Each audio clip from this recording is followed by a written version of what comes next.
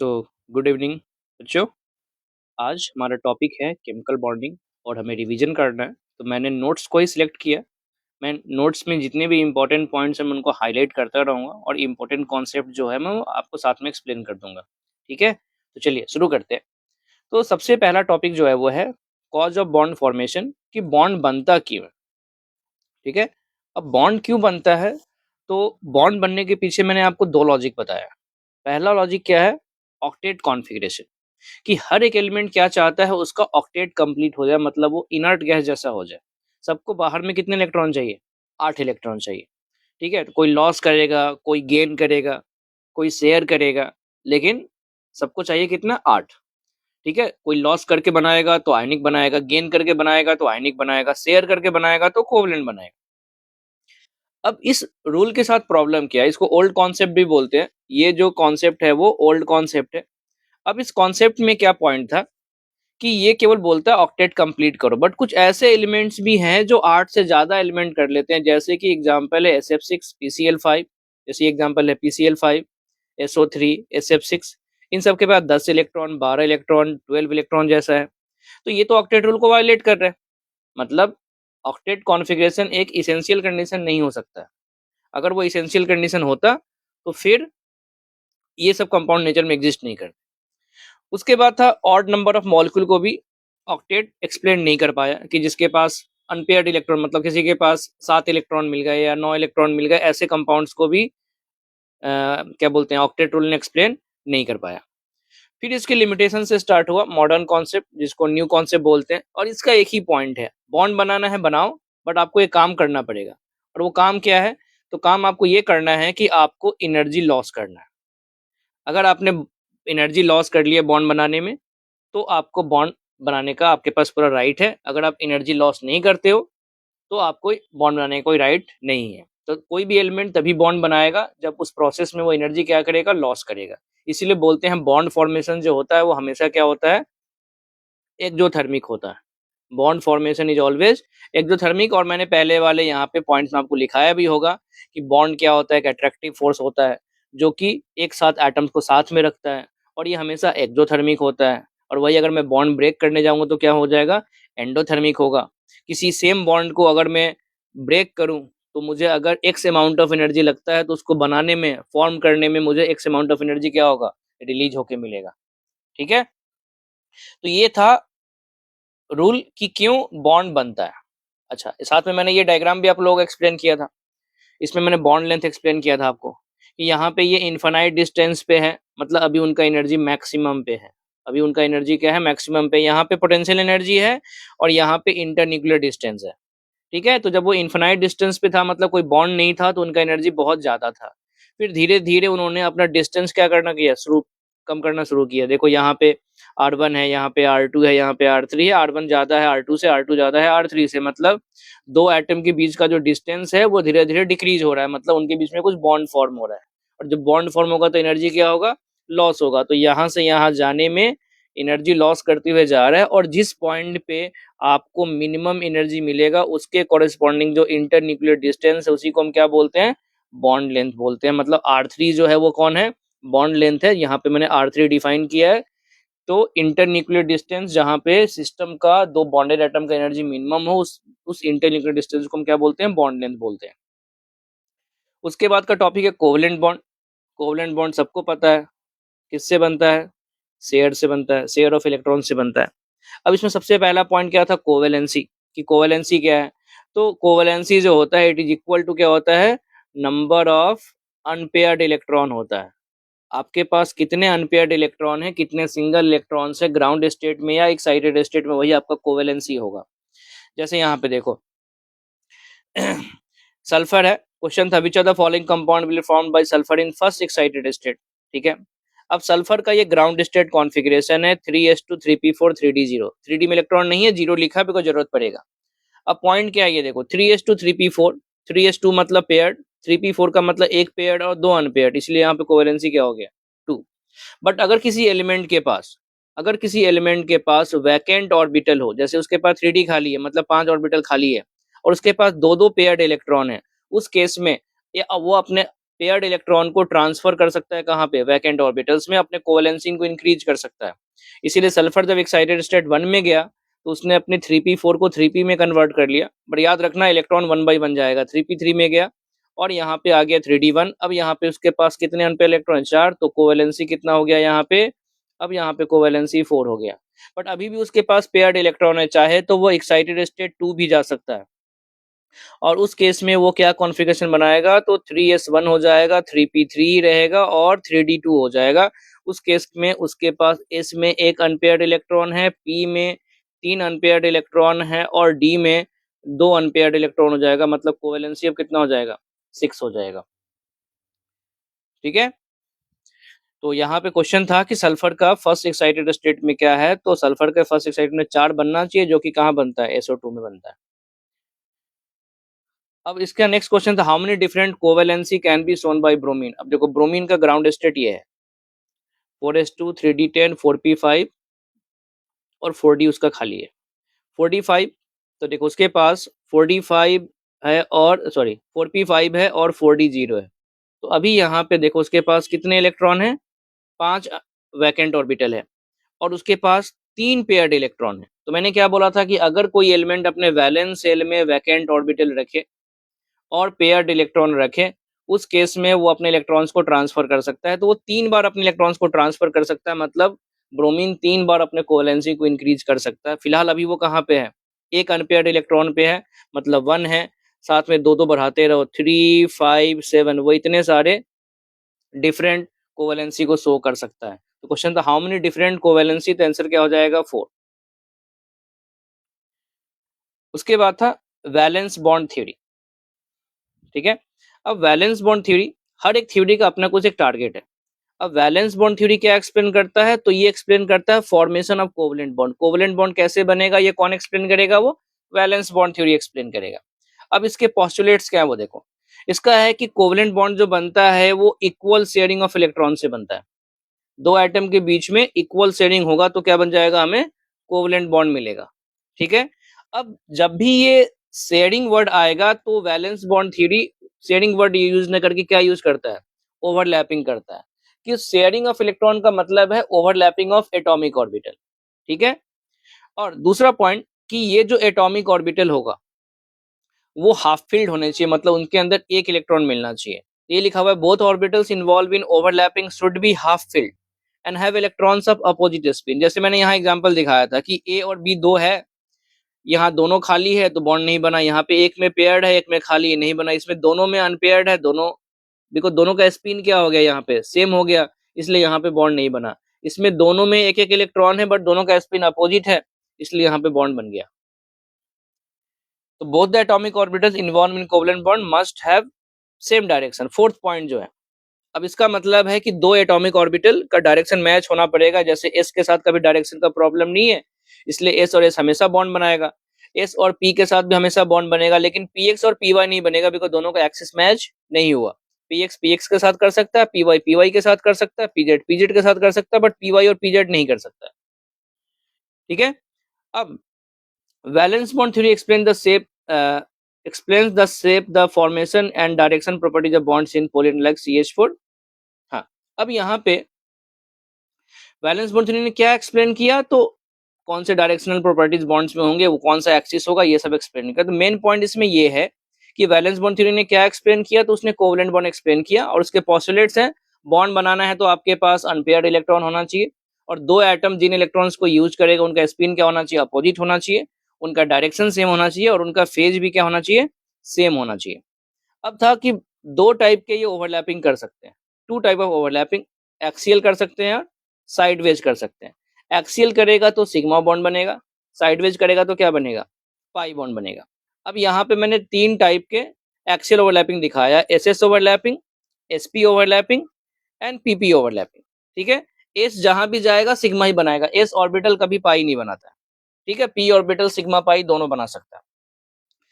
अब यहाँ पे ये सब डायग्राम आप बुक्स में मतलब नोट्स में देख सकते हो, ये याद करने की जरूरत नहीं है, डायग्राम जरूरत नहीं है, आपको बस पता होना चाहिए कौन कौन सा ओवरलैपिंग से सिग्मा मिल सकता है। ठीक है, बस इसमें ध्यान रखना है कि डायरेक्शन मैच होना चाहिए।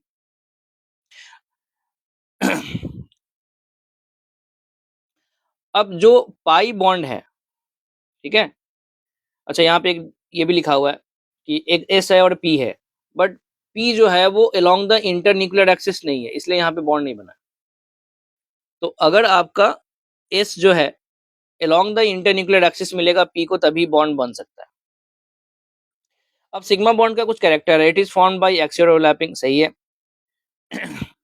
Minimum and maximum number of sigma bond between two bonded atom is equal to 1, मतलब एक से ज्यादा भी नहीं हो सकता, एक से कम भी सिग्मा नहीं हो सकता है, फिर तो बॉन्ड ही नहीं होगा, ठीक है। It is form by S S, S P and PP overlapping.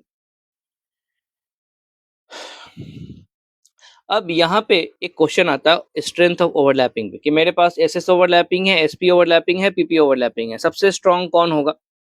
तो इसमें ध्यान रखना है कि आपका जो ऑर्बिट नंबर है, जिस ऑर्बिट का आप सबसे यूज कर रहे हो, वो कौन सा एन दिया हुआ है। जैसे मान लो यहाँ पे एक दिया हुआ है 2s और एक दिया हुआ है सपोज 3s है और 2p है, कुछ इस तरह का है, मतलब इस समय एन डिफरेंट है, ठीक है। तो जब आपका एन सेम हो तो पीपी ओवरलैपिंग जो होता है वह स्ट्रॉन्गर होता है एसपी से, और वो ज्यादा होता है एसएस से। इसका रीजन ये है कि जितना ज्यादा पी कैरेक्टर होता है उतना ज्यादा डायरेक्शनल नेचर होता है, ठीक है। जितना ज्यादा पी कैरेक्टर होता है उतना ज्यादा क्या होता है, डायरेक्शनल नेचर होता है, और जितना ज्यादा डायरेक्शनल नेचर होता है उतना स्ट्रेंथ ऑफ बॉन्ड होता है।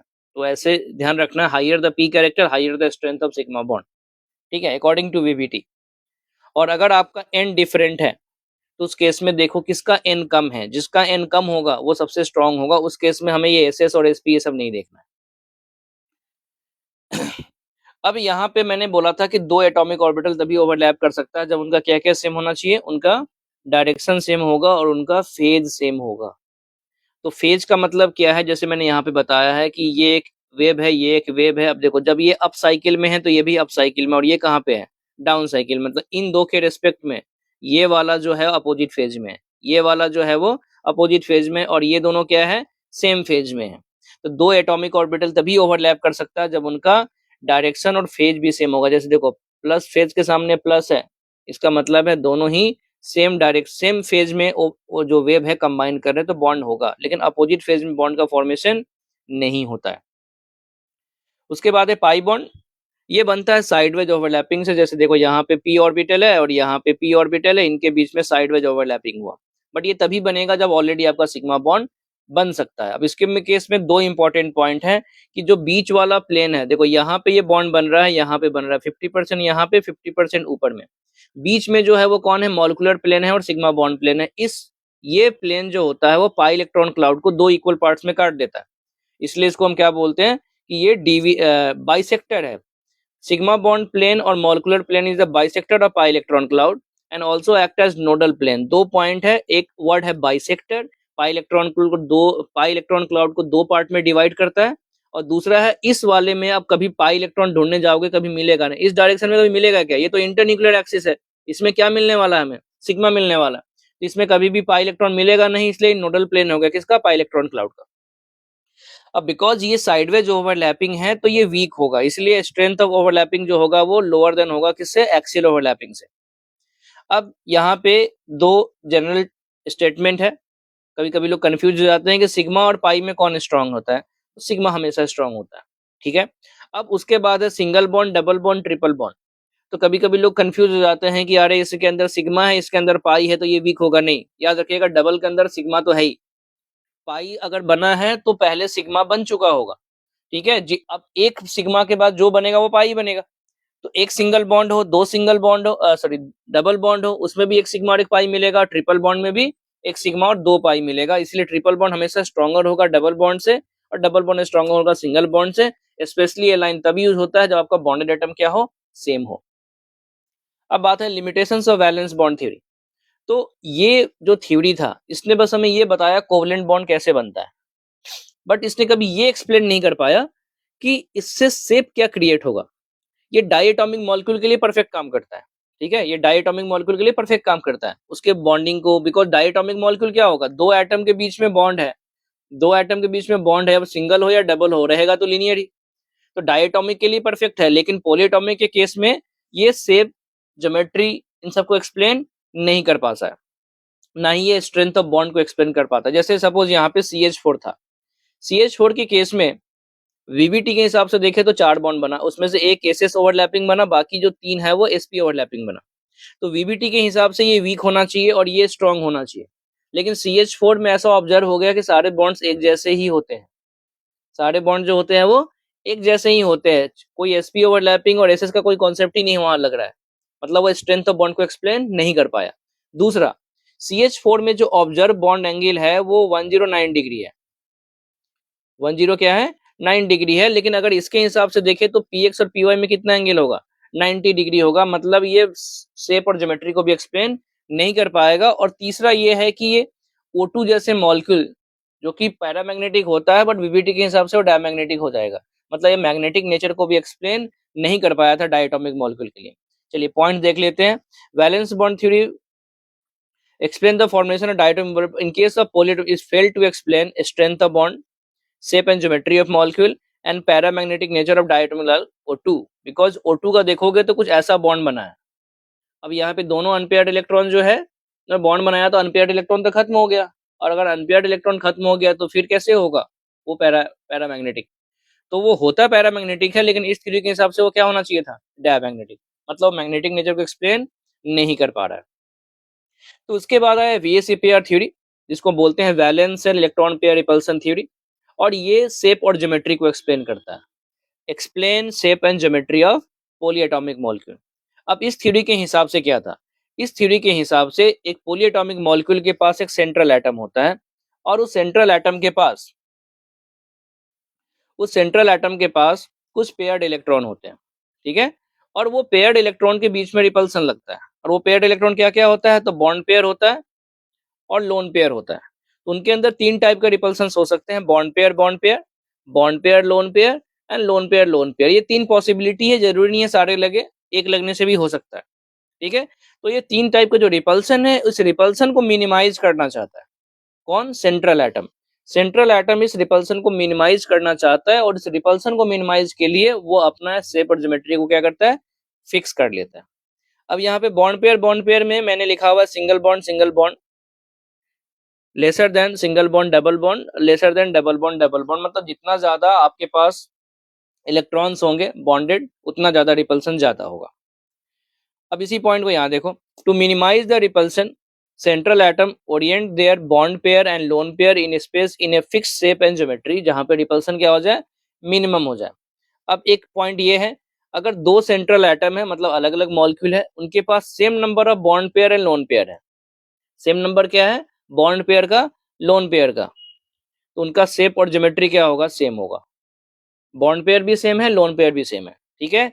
और दूसरा, उनके पास टोटल पेयर सेम है, बट वो नंबर ऑफ लोन पेयर में डिफर करते हैं। तो उस केस में क्या होगा, उनका ज्योमेट्री सेम होगा, ज्योमेट्री सेम होगा, बट शेप क्या होगा, डिफरेंट होगा। इसमें क्या है, टोटल पेयर सेम है, बट लोन पेयर डिफर कर रहा हो, लोन पेयर डिफर कर रहा है तो ऑब्वियस सी बात है बॉन्ड पेयर भी डिफर करेगा। तीसरा point, if number of lone pair is 0 then shape and geometry will be same, मतलब अगर किसी का ज्योमेट्री पता है तो उसका शेप भी वही होगा अगर उसके पास लोन पेयर 0 हो। अच्छा, एक और एजम्पशन है, VSEPR थ्योरी के हिसाब से सिंगल बॉन्ड हो, डबल बॉन्ड हो या ट्रिपल बॉन्ड हो, सबको हम बॉन्ड पेयर 1 ही काउंट करते हैं। अब जैसे यहाँ कुछ एग्जांपल है, CO2 में देखो 2 डबल बॉन्ड है तो बॉन्ड पेयर 2 ही रहा, और लोन पेयर 0 है। और यहाँ पे है BeCl2, उसके पास भी 2 सिंगल बॉन्ड है, बट बॉन्ड पेयर क्या है, 2 ही है, लोन पेयर कोई है नहीं। तो इन दोनों का शेप और ज्योमेट्री क्या होगा, सेम होगा, because bond pair lone pair दोनों मैच कर रहा है। नेक्स्ट एग्जांपल है, अपने पास CH4 है और H2SO4 है। यहाँ पे देखो कार्बन के पास कितने बॉन्ड दिखाई दे रहा है, 4, कोई लोन पेयर है नहीं, तो टोटल क्या हो गया 4, 4 + 0। और H2SO4 में उसके पास 2 डबल बॉन्ड है, 2 सिंगल बॉन्ड है, लेकिन बॉन्ड पेयर कितना है, 4 ही है, और लोन पेयर भी क्या हो गया, 0 ही हो गया। तो इन दोनों का भी क्या होगा, शेप और ज्योमेट्री क्या होगा, इन दोनों का भी सेम होगा।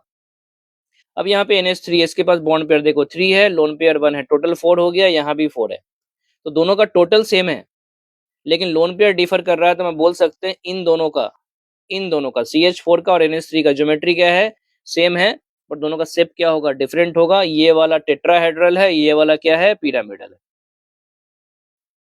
अब इसने एक टेबल दिया है, ठीक है, इसने एक टेबल दिया था। अब उस टेबल का यहाँ पे वही पॉइंट है कि सेंट्रल एटम है, पेयर ऑफ इलेक्ट्रॉन है, बॉन्ड पेयर है, लोन पेयर है, रिपल्सन है, वही जो ऊपर बताया है। अब ये टेबल जो मैंने दिया था आपको याद करना था, टेबल में फिर से बोल देता हूँ। Bond pair 2, lone pair 0, linear shape आएगा, ठीक है।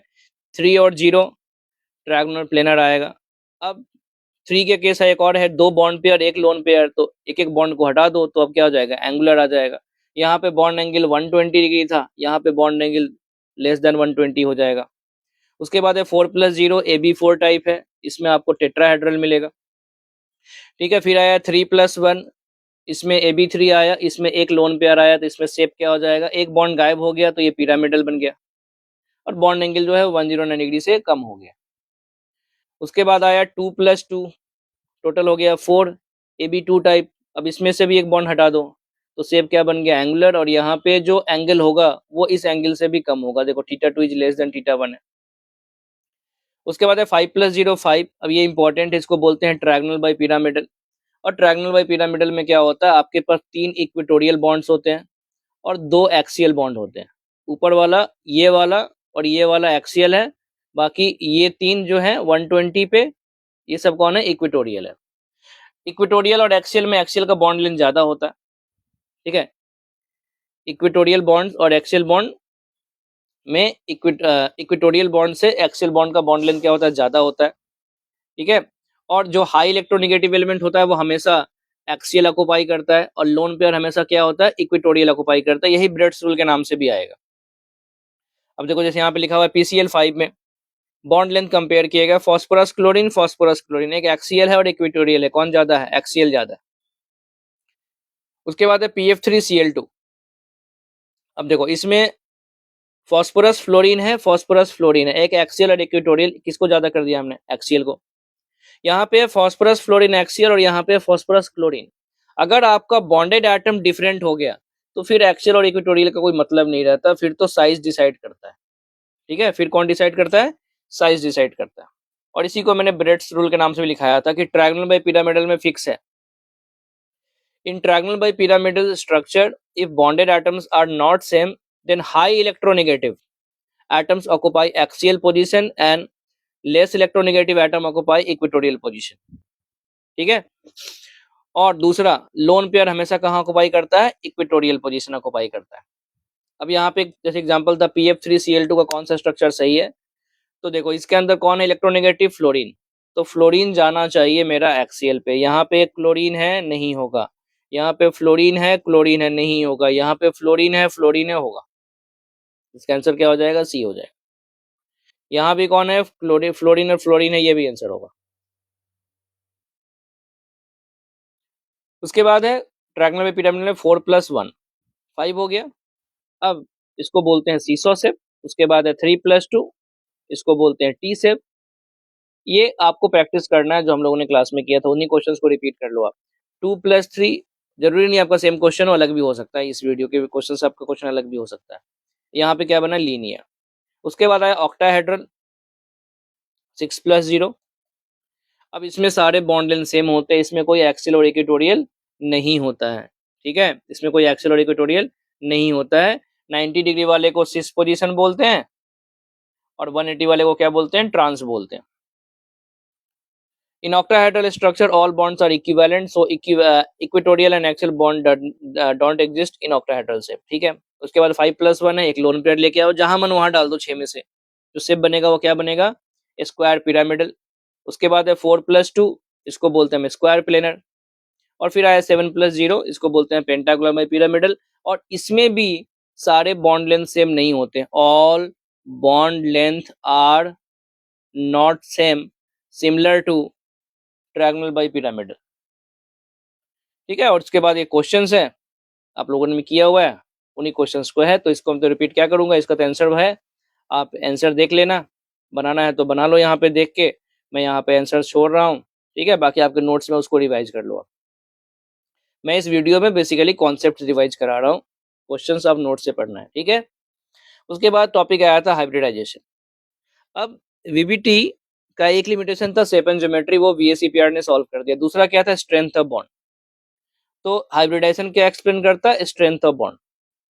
अब ये क्या बोलता है कि कोई भी सेंट्रल एटम, कोई भी सेंट्रल एटम बॉन्ड बनाने के पहले अपने एटॉमिक ऑर्बिटल को मिक्स करता है और उनको मिक्स करके, जो कि डिफरेंट शेप के हो सकते हैं, थोड़े बहुत डिफरेंट एनर्जी के भी हो सकते हैं, मतलब कंपेरेबल एनर्जी के हैं, उनको मिक्स करके वो न्यू हाइब्रिड ऑर्बिटल्स बनाएगा जिनका शेप सेम होगा, size, energy, overlapping tendency same होगा। इसके कारण उनके बॉन्ड भी क्या बनेंगे, एक जैसे बनेंगे।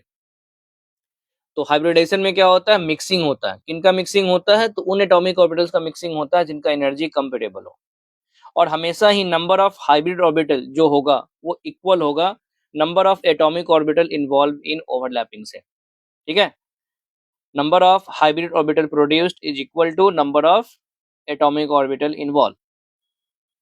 ठीक है, अब ये जो रिप्रेजेंटेशन है वो हाइब्रिड का है। लार्ज लोब इसको बोलते हैं और इसको इसको इसको स्मॉल लोब बोलते हैं। लार्ज लोब से हमेशा बॉन्डिंग होता है, स्मॉल लोब से कोई बॉन्डिंग नहीं होता है। नेक्स्ट पॉइंट है, hybrid orbitals always form sigma bond. Hybridisation होने के लिए एनर्जी खर्च करना पड़ता है। वैसे वो हाइपोथेटिकल कॉन्सेप्ट है, लेकिन एनर्जी खर्च करना पड़ता है। और जब खर्च किए हो तो फिर ऐसा बॉन्ड क्यों बनाओगे जो वीक होगा। तो हाइब्रिड ऑर्बिटल और एस ऑर्बिटल हमेशा याद रखना, हमेशा क्या बनाता है, सिग्मा बनाता है। अब यहाँ पे रिलेशंस है कि कौन मिला, किसको मिलाओगे तो क्या मिलेगा। तो देखो, आपके पास एक एस ऑर्बिटल है, एक पी ऑर्बिटल है, मिलाओगे तो क्या मिलेगा, 2sp मिलेगा।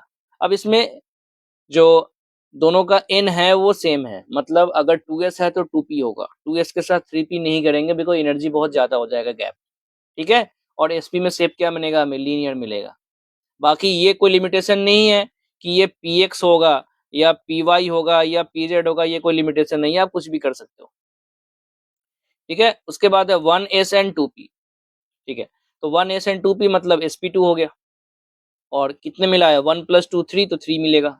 और इसका शेप क्या हो गया, ट्रायंगुलर प्लेनर। उसके बाद है 1s एंड 3p, कितने बने, 4। शेप क्या बना, sp3, तो बोलेंगे sp3 हाइब्रिड ऑर्बिटल्स आया। उसके बाद है 1s 3p and 1d orbital, इसमें क्या आया, sp3d आया। ठीक है, अब देखो इसमें n है और n ही लिखा हुआ है, sp3d है। अगर यहाँ पे dsp3 करना है तो ये n-1 भी हो सकता है। तो d आपका n का भी हो सकता है, dsp3 का भी हो, सॉरी क्या बोलते हैं, n-1 का भी हो सकता है। अगर sp के जैसा ही n है d का तो sp3d बोलेंगे। और अगर n कम है, जैसे मान लो ये 4s है, ये 4p है और ये 4d है, तो क्या शेप बनेगा, sp3d बनेगा। बट अगर ये 3d है तो फिर ये dsp3 बनेगा। ठीक है, और बस इसमें इंपॉर्टेंट पॉइंट ये ध्यान रखना है कि जो d ऑर्बिटल यूज होगा वो कौन होगा, dz² होगा, बिकॉज इसमें एक ही एक्सिस का रिक्वायरमेंट होता है। ठीक है, ये सब एंगल कितने पे है, 120 पे है, तो एक एक्सिस चाहिए। तो वो एक एक्सिस वाला d ऑर्बिटल कौन होता है, dz² होता है, जिसमें अलोंग द z एक्सिस होता है। उसके बाद है 1s 3p and 2d orbital, n और n, तो क्या बोलेंगे, sp3d2। और अगर n-1 हो गया तो क्या बोलेंगे, d2sp3। और इसमें dx² - y² और dz², बिकॉज इसमें हमें 3 एक्सिस चाहिए, 1 2 एंड 3 एक्सिस चाहिए। इसलिए हमने अगर dx² - y² चूज किया तो 2 एक्सिस मिल गया, बिकॉज ये अलोंग x और y एक्सिस मिलता है। और dz² का मतलब क्या हो गया, हमें 1 एक्सिस मिल गया। तो sp3d2 हो या d2sp3 हो, आपको 2 d ऑर्बिटल यूज करना पड़ेगा, dx² - y² एंड dz²। उसके बाद है 1s 3p and 3d orbital. ठीक है, अब इसमें बनता है sp3d3 पेंटागोनल में पिरामिडल। इसमें बॉन्ड एंगल अप्रॉक्स 22 डिग्री होता है, मतलब इसमें एक्सिस नहीं आएगा। तो इसमें सारे ही non axial dxy dyz dzx, जिनको हम क्या बोलते थे, t2g ऑर्बिटल बोलते थे, वो यूज हो। अब यहाँ पे हाइब्रिडेशन निकालने के लिए एक टर्म आता है steric number, that is equal to number of hybrid orbitals, और ये होता है आपका कोऑर्डिनेशन नंबर और लोन पेयर के सम के बराबर।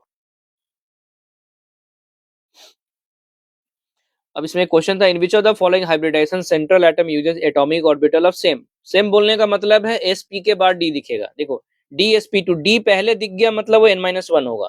यहाँ d बाद में दिखा मतलब n सेम होगा। यहाँ d पहले लिखा हुआ है मतलब n-1 होगा। यहाँ d पहले लिखा हुआ है मतलब n-1 होगा। तो जहां पे भी s और p के बाद में d लिखा हो वो उसका n सेम होगा, बट अगर s और p के पहले d लिखा हुआ है तो वो n-1 हो जाएगा। अब यहाँ पे था स्ट्रक्चर बेस्ड डिटर्मिनेशन करना है हमें, determination of hybridisation based on structure, मतलब आपको ऑलरेडी शेप दिया गया है और पूछा जाएगा। तो क्या करना है, सुनो, आपको पता करना है स्टेरिक नंबर, जो कि किसके बराबर है, सिग्मा बॉन्ड के बराबर है और लोन पेयर के बराबर है। पर याद रखना ये लोन पेयर पे स्टार लगाया हुआ है, मतलब ये जो होना चाहिए वो लोकलाइज्ड होना चाहिए। अगर रेजोनेंस में गया तो काउंट नहीं करोगे, ठीक है। जैसे देखो इस नाइट्रोजन का है जिसके पास 2 हाइड्रोजन हो गया, 2 सिग्मा यहाँ से, तीसरा सिग्मा यहाँ से और एक ही लोन पेयर है, तो बोलेंगे इसका स्टेरिक नंबर क्या हो गया, 3 कोऑर्डिनेशन नंबर और एक लोन पेयर 4, मतलब हाइब्रिडेशन क्या हो गया, sp3। यहाँ पे भी नाइट्रोजन है बट ये नाइट्रोजन रेजोनेंस में जा रहा है, मतलब इसको काउंट नहीं करना है। तो इसमें केवल हम बोलेंगे 3 इसके पास बॉन्ड है वो काउंट कर लो और 0 लोन पेयर है, बिकॉज जो रेजोनेंस एक तो था वो रेजोनेंस में चला गया। तो 3 + 0 3, तो आंसर क्या बन गया, sp2। अब या बाकी का आप देख लो, खुद से कर लो जो आपके पास है। नेक्स्ट है hybridisation based on molecular formula. अब इसमें 2-3 स्टेप में कैलकुलेशन करना पड़ता है। सबसे पहले आपको टोटल वैलेंस इलेक्ट्रॉन निकालना है, जैसे कंपाउंड मैंने लिया है CH2Cl2। अब टोटल वैलेंस इलेक्ट्रॉन में क्या करना है, जितने भी एटम्स हैं सबको ऐड कर दो, सबके वैलेंस इलेक्ट्रॉन को ऐड करो, कार्बन का, हाइड्रोजन का, क्लोरीन का, सबको ऐड करो। कार्बन में आ गया कितना, 6, सॉरी वैलेंस इलेक्ट्रॉन में कार्बन में आ गया 4, हाइड्रोजन में आ गया 2, 2 इंटू 1 2, और इसमें आ गया 14, 7 इंटू 2, टोटल कितना हो गया 20, ठीक है। उसके बाद आपको आइडेंटिफाई करना है कौन इसमें सेंट्रल एटम है, तो जो सबसे ज्यादा बॉन्ड बनाएगा तो कार्बन ही बनाता है यहाँ पे, तो कार्बन मेरा सेंट्रल एटम है, बाकी मतलब कौन हो गया, वो बॉन्डेड एटम है। तो वो मैं अब काउंट करूंगा कार्बन से कितने एटम कनेक्टेड है, तो 2 हाइड्रोजन 2 क्लोरीन, इसको मैं बोलूंगा बॉन्ड पेयर या कोऑर्डिनेशन नंबर, तो ये हो गया 4। और उसके बाद निकालेंगे ऑक्टेट इलेक्ट्रॉन। ऑक्टेट इलेक्ट्रॉन के लिए क्या करना है, जितने भी बॉन्डेड है उसमें या तो 2 से मल्टीप्लाई करना है या 8 से मल्टीप्लाई करना है। अगर हाइड्रोजन है तो 2 से मल्टीप्लाई करेंगे, बाकी एलिमेंट्स के लिए हम 8 से मल्टीप्लाई करते हैं, ठीक है। तो यहाँ पे 2 हाइड्रोजन है इसलिए क्या लिखा हुआ है, 2 इंटू 2 लिखा हुआ है, और 2 क्लोरीन इसलिए क्या लिखा हुआ है, 2 इंटू 8 लिखा हुआ है, कितना आया 20। उसके बाद निकालेंगे हम लोन पेयर। लोन पेयर होता है total valence electron minus octet electron divided by 2। तो 20 - 20/2 मतलब 0, मतलब लोन पेयर 0 है। अब हम यहाँ पे क्या लिख सकते हैं, steric number that is equal to bond pair और coordination number plus lone pair, तो 4 + 0 क्या आ गया, sp3। एक एग्जांपल और देख लेते हैं, मान लो SF4 है, टोटल वैलेंस इलेक्ट्रॉन सल्फर का हो गया 6, फ्लोरीन का हो गया 7 इंटू 4, 28, 28 + 6 कितना हो गया 34। अब सल्फर इसमें सेंट्रल एटम है, बॉन्ड पेयर कितना हो गया फिर 4 हो गया, और ऑक्टेट इलेक्ट्रॉन हो गया 4 इंटू 8 मतलब कितना हो गया 32।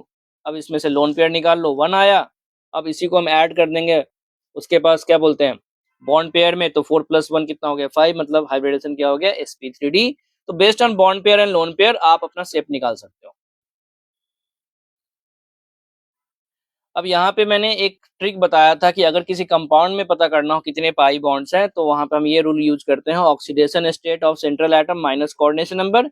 और ये formula generally compounds containing oxygen में आपको काम आएगा, ठीक है। जैसे यहाँ पे XeO4 है, यहाँ स्ट्रक्चर दिया गया है, लेकिन यहाँ कैसे निकालेंगे, तो जेनॉन का ऑक्सीडेशन स्टेट निकालेंगे जो कि आया +6, और इसके पास नंबर ऑफ पाई बॉन्ड का फॉर्मूला क्या, oxidation state minus coordination number, कितना है 4 फ्लोरीन और 1 ऑक्सीजन, 6 - 5 कितना हो गया 1, देखो उसके स्ट्रक्चर में एक ही पाई बॉन्ड है।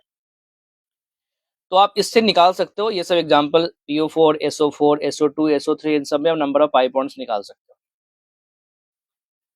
उसके बाद था डाइपोल मोमेंट टॉपिक। अब इस टॉपिक का काम है, अब आपके पास कोवलेंट मॉलिक्यूल्स का शेप और ज्योमेट्री पता है। अब आपको क्या करना है, इसमें पता करना है कि इन कोवलेंट मॉलिक्यूल्स में आयनिक कैरेक्टर है कि नहीं है। अगर आयनिक कैरेक्टर है तो फिर आप यहाँ पे डाइपोल मोमेंट बोल सकते हो। तो यहाँ पे वही लिखा हुआ है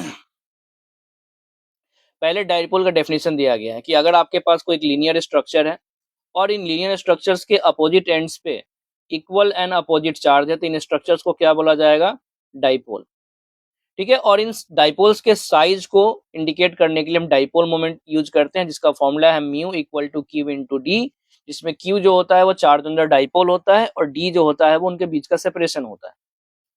अब कोवलेंट बॉन्ड्स को हम क्या एज्यूम करते हैं, लीनियर स्ट्रक्चर एज्यूम करते हैं, और अगर covalent bond D similar elements के बीच में एग्जिस्ट करता है तो वहां पे डिफरेंस ऑफ इलेक्ट्रोनेगेटिविटी होगा, और जब डिफरेंस ऑफ इलेक्ट्रोनेगेटिविटी होगा तो वहां पे partial delta positive delta negative charge भी आएगा।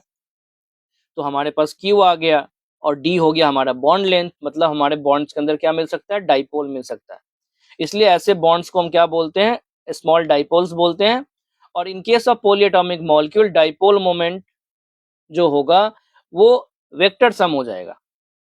मतलब अभी मैंने क्या बोला कि अगर किसी डी सिमिलर एलिमेंट्स के बीच में जिसमें डिफरेंस ऑफ इलेक्ट्रोनेगेटिव है उनके बीच में बॉन्ड है तो पार्शियल चार्ज आएगा, पार्शियल चार्ज आएगा तो उस बॉन्ड के अंदर क्या आएगा, डाइपोल मोमेंट आएगा, जिनको हम क्या बोलते हैं, बॉन्ड मोमेंट बोलते हैं। बट अगर किसी मॉलिक्यूल में एक से ज्यादा बॉन्ड है तो हमें क्या करना पड़ेगा, ये जो बॉन्ड मोमेंट है वो वेक्टर क्वांटिटी है तो सबको ऐड करके बोलना पड़ेगा, तो उसको हम क्या बोलते हैं, डाइपोल मोमेंट बोलते हैं। मतलब पॉलीएटॉमिक मॉलिक्यूल के लिए dipole moment is the vector sum of bond moment, और डाइएटॉमिक मॉलिक्यूल के लिए बॉन्ड मोमेंट ही डाइपोल मोमेंट है। अब अगर किसी मॉलिक्यूल का म्यू जो है वो जीरो हो गया, मतलब डाइपोल मोमेंट जीरो हो गया, तो उसको बोलेंगे वो नॉन पोलर है, और किसी का ग्रेटर देन जीरो है तो उसको क्या बोलेंगे, वो पोलर है।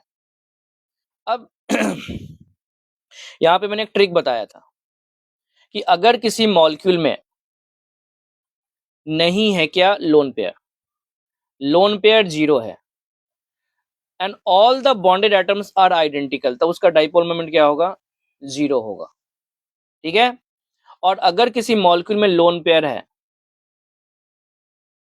अगर किसी मॉलिक्यूल में लोन पेयर है तो उस केस में dipole moment greater than zero होगा, एक्सेप्ट दो केसेस को छोड़ के, जब आपका बॉन्ड पेयर 4 और लोन पेयर 2 हो, और बॉन्ड पेयर 2 और लोन पेयर 3 हो। बाकी इसके केसेस को छोड़ दो, बाकी जब भी आपको लोन पेयर मिलेगा आपको डाइपोल मोमेंट मिलेगा। अब जैसे यहाँ पे NH3 है, देखो सारे बॉन्डेड एटम सेम है, बट इसके पास एक लोन पेयर है, डाइपोल मोमेंट मिलेगा ग्रेटर देन जीरो। H2O में ऑक्सीजन के पास दो लोन पेयर है, मिलेगा डाइपोल मोमेंट। BH3 में कोई लोन पेयर नहीं है, सारे बॉन्डेड सेम है, तो जीरो हो गया। यहाँ पे है ClF3, अब यहाँ पे क्लोरीन के पास दो लोन पेयर है तो आपको मिल जाएगा जीरो। ClF5, अब इस यहाँ पे एक लोन पेयर है, मिल जाएगा ग्रेटर देन जीरो। SnCl2 एक लोन पेयर है, मिल जाएगा ग्रेटर देन जीरो। SO2 एक लोन पेयर है, मिल जाएगा ग्रेटर देन जीरो। SO3 कोई लोन पेयर नहीं है, सारे बॉन्डेड सेम है, तो म्यू क्या हो जाएगा, जीरो। तो जब आपके सारे बॉन्डेड एटम क्या हो, सेम हो, और सेंट्रल एटम के पास कोई लोन पेयर ना हो तो जीरो होगा। और अगर लोन पेयर में जीरो देखना है तो दो ही केस है, bond pair 4 lone pair 2, but ध्यान रखना बॉन्डेड एटम सेम होना चाहिए। और दूसरा केस है आपके पास बॉन्ड पेयर 2 होना चाहिए, लोन पेयर 3 होना चाहिए। एक स्क्वायर प्लेनर का शेप जो हो गया और एक आपका लीनियर शेप हो गया। उसके आगे क्वेश्चन है, आप अपने कॉपी से देख लो। अब यहाँ पे एक पॉइंट आई थिंक 21 या 22 के नीट में क्वेश्चन में लैंग्वेज में ये नहीं पूछा था कौन किसमें डाइपोल मोमेंट, उसमें पूछा था कौन सा मॉलिक्यूल सिमेट्रिक है। तो जो भी मॉलिक्यूल सिमेट्रिक होगा उसका डाइपोल मोमेंट क्या होगा, जीरो होगा। उल्टा बोल सकते हो, जीरो डाइपोल मोमेंट वाले को सिमेट्रिक बोलते हैं, नॉन जीरो वाले को एसिमेट्रिक बोलते हैं। अब यहाँ पे स्ट्रक्चर बेस्ड क्वेश्चन भी आते हैं, इसमें पूछा गया किसका जीरो डाइपोल मोमेंट है, तो जो सिमेट्रिक है, सिमेट्रिक कौन है, यही है। यहाँ पे देखो सिमेट्रिक ये नहीं है, क्यों नहीं है, देखो यहाँ CH3 और C2H5 ये नहीं है, ये नहीं है, ये भी नहीं है, ये सिमेट्रिक है, इसलिए आंसर क्या होगा, सी होगा। अब यहाँ पे वेक्टर सम के ऊपर क्वेश्चन भी आता है कि आपके पास कार्बन क्लोरीन बॉन्ड का डाइपोल मोमेंट दिया गया है, अब इनका पूछा गया है। तो देखो बेंजीन में दो वर्टिसेस में 60 होता है, तो अगर एक और पकड़ लेंगे तो कितना हो जाएगा, 120। तो 120 पे क्या होता है, वेक्टर सम सेम ही आ जाता है, तो यहाँ पे वही आ गया। अब यहाँ पे इन दो का जो रिजल्टेंट निकलेगा यहाँ पे, तो आप स्ट्रक्चर बेसिस पे इसका कैलकुलेशन कर सकते हो। जैसे यहाँ पे ये दोनों जीरो हो गया, कैंसिल हो गया, बच गया, तो ये 1.70 ही हो गया। यहाँ पे ये और ये कैंसिल हो गया, यहाँ पे ये और ये कैंसिल हो गया, तो जीरो हो गया। यहाँ पे इन दोनों का रिजल्टेंट यही निकलेगा, और ये ऑलरेडी एक 1.7 है, तो 1.7 प्लस 1.7 कितना हो जाएगा, 3.4 हो जाएगा। उसके बाद विच of the following has non zero dipole moment, तो बेंजीन रिंग में अगर अपोजिट साइड में जनरली अगर सेम ग्रुप लगा हो तो जीरो ही होता है, बट याद रखना है OH, OR, SH और SR ग्रुप में नहीं होता। OH, OR, SH and SR group, जहाँ पे R ग्रुप आपका अल्काइल है, जैसे यहाँ पे नहीं होगा, ठीक है, बिकॉज इसमें दो OH अपोजिट साइड से भी हो सकता है, जैसे यहाँ पे दिखाई दे रहा है, और ये इस डायरेक्शन में भी होगा, तो इसके हिसाब से नॉन जीरो है, इसलिए नहीं होगा। ठीक है। उसके बाद है कुछ कंपेरिजन का, एनसीईआरटी बेस्ड क्वेश्चन है, NH3 और NF3। तो NH3 और NF3 में डाइपोल मोमेंट होना चाहिए था NF3 का, लेकिन होता है NH3 का। ये यहाँ पे क्वेश्चन है, dipole moment of NH3 will be higher than NF3 because lone pair and bond pair. अब देखो NH3 में क्या है, नाइट्रोजन और हाइड्रोजन में ज्यादा इलेक्ट्रोनेगेटिव कौन है, नाइट्रोजन है, तो इस बॉन्ड का मोमेंट इधर होगा। ठीक है। अब सारे बॉन्ड ऊपर की तरफ जा रहे हैं, लोन पेयर भी ऊपर की तरफ जा रहा है, तो सबका क्या होगा, रिजल्टेंट ऊपर निकल जाएगा। बट NF3 में क्या है, बॉन्ड खींच रहा है नीचे की तरफ, बॉन्ड खींच रहा है नीचे की तरफ और लोन पेयर जा रहा है ऊपर की तरफ, मतलब यहाँ पे क्या हो जाएगा, यहाँ पे एक दूसरे को कैंसिल करेंगे, इसलिए NF3 का कम हो जाता है। उसके बाद है HF, HCl, HBr, HI का। इसमें डायरेक्टली देख के बोलना है, जिसका इलेक्ट्रोनेगेटिविटी डिफरेंस ज्यादा उसका डाइपोल मोमेंट ज्यादा, मतलब HF greater than HCl greater than HBr greater than HI। अब एक ये फिर से रेडीमेड क्वेश्चन है। अब इसमें एक्सेप्शनल कौन है, CH3Cl। कि CH3Cl जो होता है वो CH3F से ज्यादा होता है। क्यों ज्यादा होता है, बिकॉज यहाँ पे Q इंटू डी का जो वैल्यू होता है वो कार्बन क्लोरीन का कार्बन फ्लोरीन से ज्यादा हो जाता है। तो यहाँ पे ऐसे बोलते हैं due to small size of fluorine, ऐसा होता है, बाकी सब कुछ नॉर्मल है। उसके बाद एक और रेडीमेड क्वेश्चन है, CH3Cl, CH2Cl2, CHCl3, CCl4, CH4। देखो ये दोनों तो जीरो ही हो गए। अब इसमें मैंने पॉइंट क्या बोला था याद करने के लिए, कि अगर आपके पास टेट्राहेड्रल सेंटर है और टेट्राहेड्रल सेंटर में जितने ज्यादा इलेक्ट्रोनेगेटिव एलिमेंट्स होंगे उतना ज्यादा आपका डाइपोल मोमेंट क्या होगा, कम होगा। इसलिए देखो एक क्लोरीन वाला 2 से ज्यादा है, 2 वाला 3 से ज्यादा है, और ये दोनों तो जीरो ही है। आप क्लोरीन की जगह पे कोई दूसरा हैलोजन में लगा लो, ऑर्डर देख लो वही है। CH3X greater than CH2X2 greater than CHX3 greater than CX4। अब यहाँ पे लिखा हुआ, if central atom contain unpaired electron and bonded atoms are oxygen and fluorine, then unpaired electrons are considered as paired electron. अब ये question solve करने का एक पॉइंट है। जैसे यहाँ पे देख लो, NO2 में अगर देखोगे तो एक अनपेयर्ड इलेक्ट्रॉन है। तो जनरली हम अनपेयर्ड इलेक्ट्रॉन्स को हाइब्रिडेशन में काउंट नहीं करते हैं। जैसे यहाँ पे CH3 है, इसका आंसर क्या है, sp2, 3 बॉन्ड को देख के बोल दिया। लेकिन NO2 में आप इन 2 बॉन्ड्स को देख के नहीं बोल पाओगे। इसके पास बॉन्ड पेयर 2 दिखाई दे, लेकिन इसका हाइब्रिडेशन sp2 होता है। इसका हाइब्रिडेशन जो होता है वो क्या होता है, sp2 होता है। क्यों, बिकॉज इसमें काउंट कर रहा हूँ मैं, इस अनपेयर्ड इलेक्ट्रॉन को भी मैं पेयर के फॉर्म में काउंट कर रहा हूँ। क्यों काउंट कर रहा हूँ, बिकॉज बॉन्डेड एटम कौन है, ऑक्सीजन है। तो अगर आपका बॉन्डेड एटम ऑक्सीजन और फ्लोरीन हो, हाई इलेक्ट्रोनेगेटिव एटम हो, तो फिर आप अनपेयर्ड इलेक्ट्रॉन को भी पेयर की तरह ट्रीट करते हो। जैसे यहाँ देखो, इसमें sp2 था, इसमें देख लो क्या हो गया, sp3 जैसा हो जाता है। मतलब ये प्लानर होता है, ये प्लानर नहीं होता CF3, बिकॉज बॉन्डेड एटम कौन है, fluorine. Next, when electron deficient molecule combine with electron rich molecule, मतलब लोन पेयर वाले कंबाइन करेंगे वैकेंट ऑर्बिटल वालों के साथ, तो क्या बनेगा, कोऑर्डिनेट बॉन्ड बनेगा। होता है हमेशा कोऑर्डिनेट बॉन्ड, कैसे होता है, अनइक्वल शेयरिंग होता है। एक को पेयर ऑफ इलेक्ट्रॉन लेके आना है, दूसरे को क्या लेके आना है, वैकेंट ऑर्बिटल लेके आना है। Due to coordinate bond formation, shape of electron rich molecule changes. अब देखो ये है एग्जांपल, ये रहा NH3BH3। इनिशियल शेप क्या है, पिरामिडल। इसका शेप क्या है, ट्रायंगुलर प्लेनर। इसके पास बॉन्ड पेयर जो है वो 3 है और लोन पेयर क्या है, 1 है। और BH3 के पास बॉन्ड पेयर जो है वो 3 है और लोन पेयर क्या है, 0 है। दोनों ने बॉन्ड बनाया। अब NH3 और BH3 कनेक्ट हो गए। इस पे पॉजिटिव है और इस पे निगेटिव है। अब इसको देखोगे तो यहाँ पे अब जो बॉन्ड पेयर है, वो 4 हो गया और लोन पेयर जो है वो 0 हो गया। और इसके पास अब बॉन्ड पेयर क्या हो गया, 4 हो गया। तो अगर आपका बॉन्ड पेयर लोन पेयर ही चेंज हो रहा है तो आपका शेप ज्योमेट्री तो चेंज होगा ना। तो वही यहाँ पे लिखा हुआ है, कोऑर्डिनेट बॉन्ड फॉर्मेशन में जो इलेक्ट्रॉन रिच मॉलिक्यूल है, जो कि NH3 टाइप था, पहले था 3+1, अब हो गया 4+0। इसका पिरामिडल से क्या शेप हो जाएगा, टेट्राहेड्रल। तो वही लिखा हुआ है, shape of electron rich molecule changes while hybridization and geometry remain same. अब पहले भी ये sp3 था, अभी भी कौन है, ये sp3 ही है। तो उसका हाइब्रिडाइजेशन चेंज नहीं हुआ। लेकिन जो इलेक्ट्रॉन डेफिशिएंट था, पहले वो sp2 था। पहले क्या था, sp2 था, बाद में क्या हो गया, वो sp3 हो गया। तो उसका शेप, ज्योमेट्री, हाइब्रिडाइजेशन सब चेंज हो जाएगा। Coordinate bonds are polar in nature because donate करने वाले पे प्लस डालते हैं और एक्सेप्ट करने वाले पे क्या डालते हैं, माइनस डालते हैं। और कोऑर्डिनेट बॉन्ड सिग्मा भी हो सकता है, पाई भी हो सकता है, डिपेंड करता है कौन सा बॉन्ड है। अगर फर्स्ट बॉन्ड कोऑर्डिनेट है तो सिग्मा होगा, सेकंड बॉन्ड है तो क्या होगा, वो पाई होगा। अब यहाँ पे कुछ फैक्ट्स मैंने बोले थे, देखो पहले के क्वेश्चन एग्जाम्स में, नीट्स में आए हुए हैं कि PCl5 सॉलिड स्टेट में ऐसे मिलता है, PCl6 minus and PCl4 plus में मिलता है।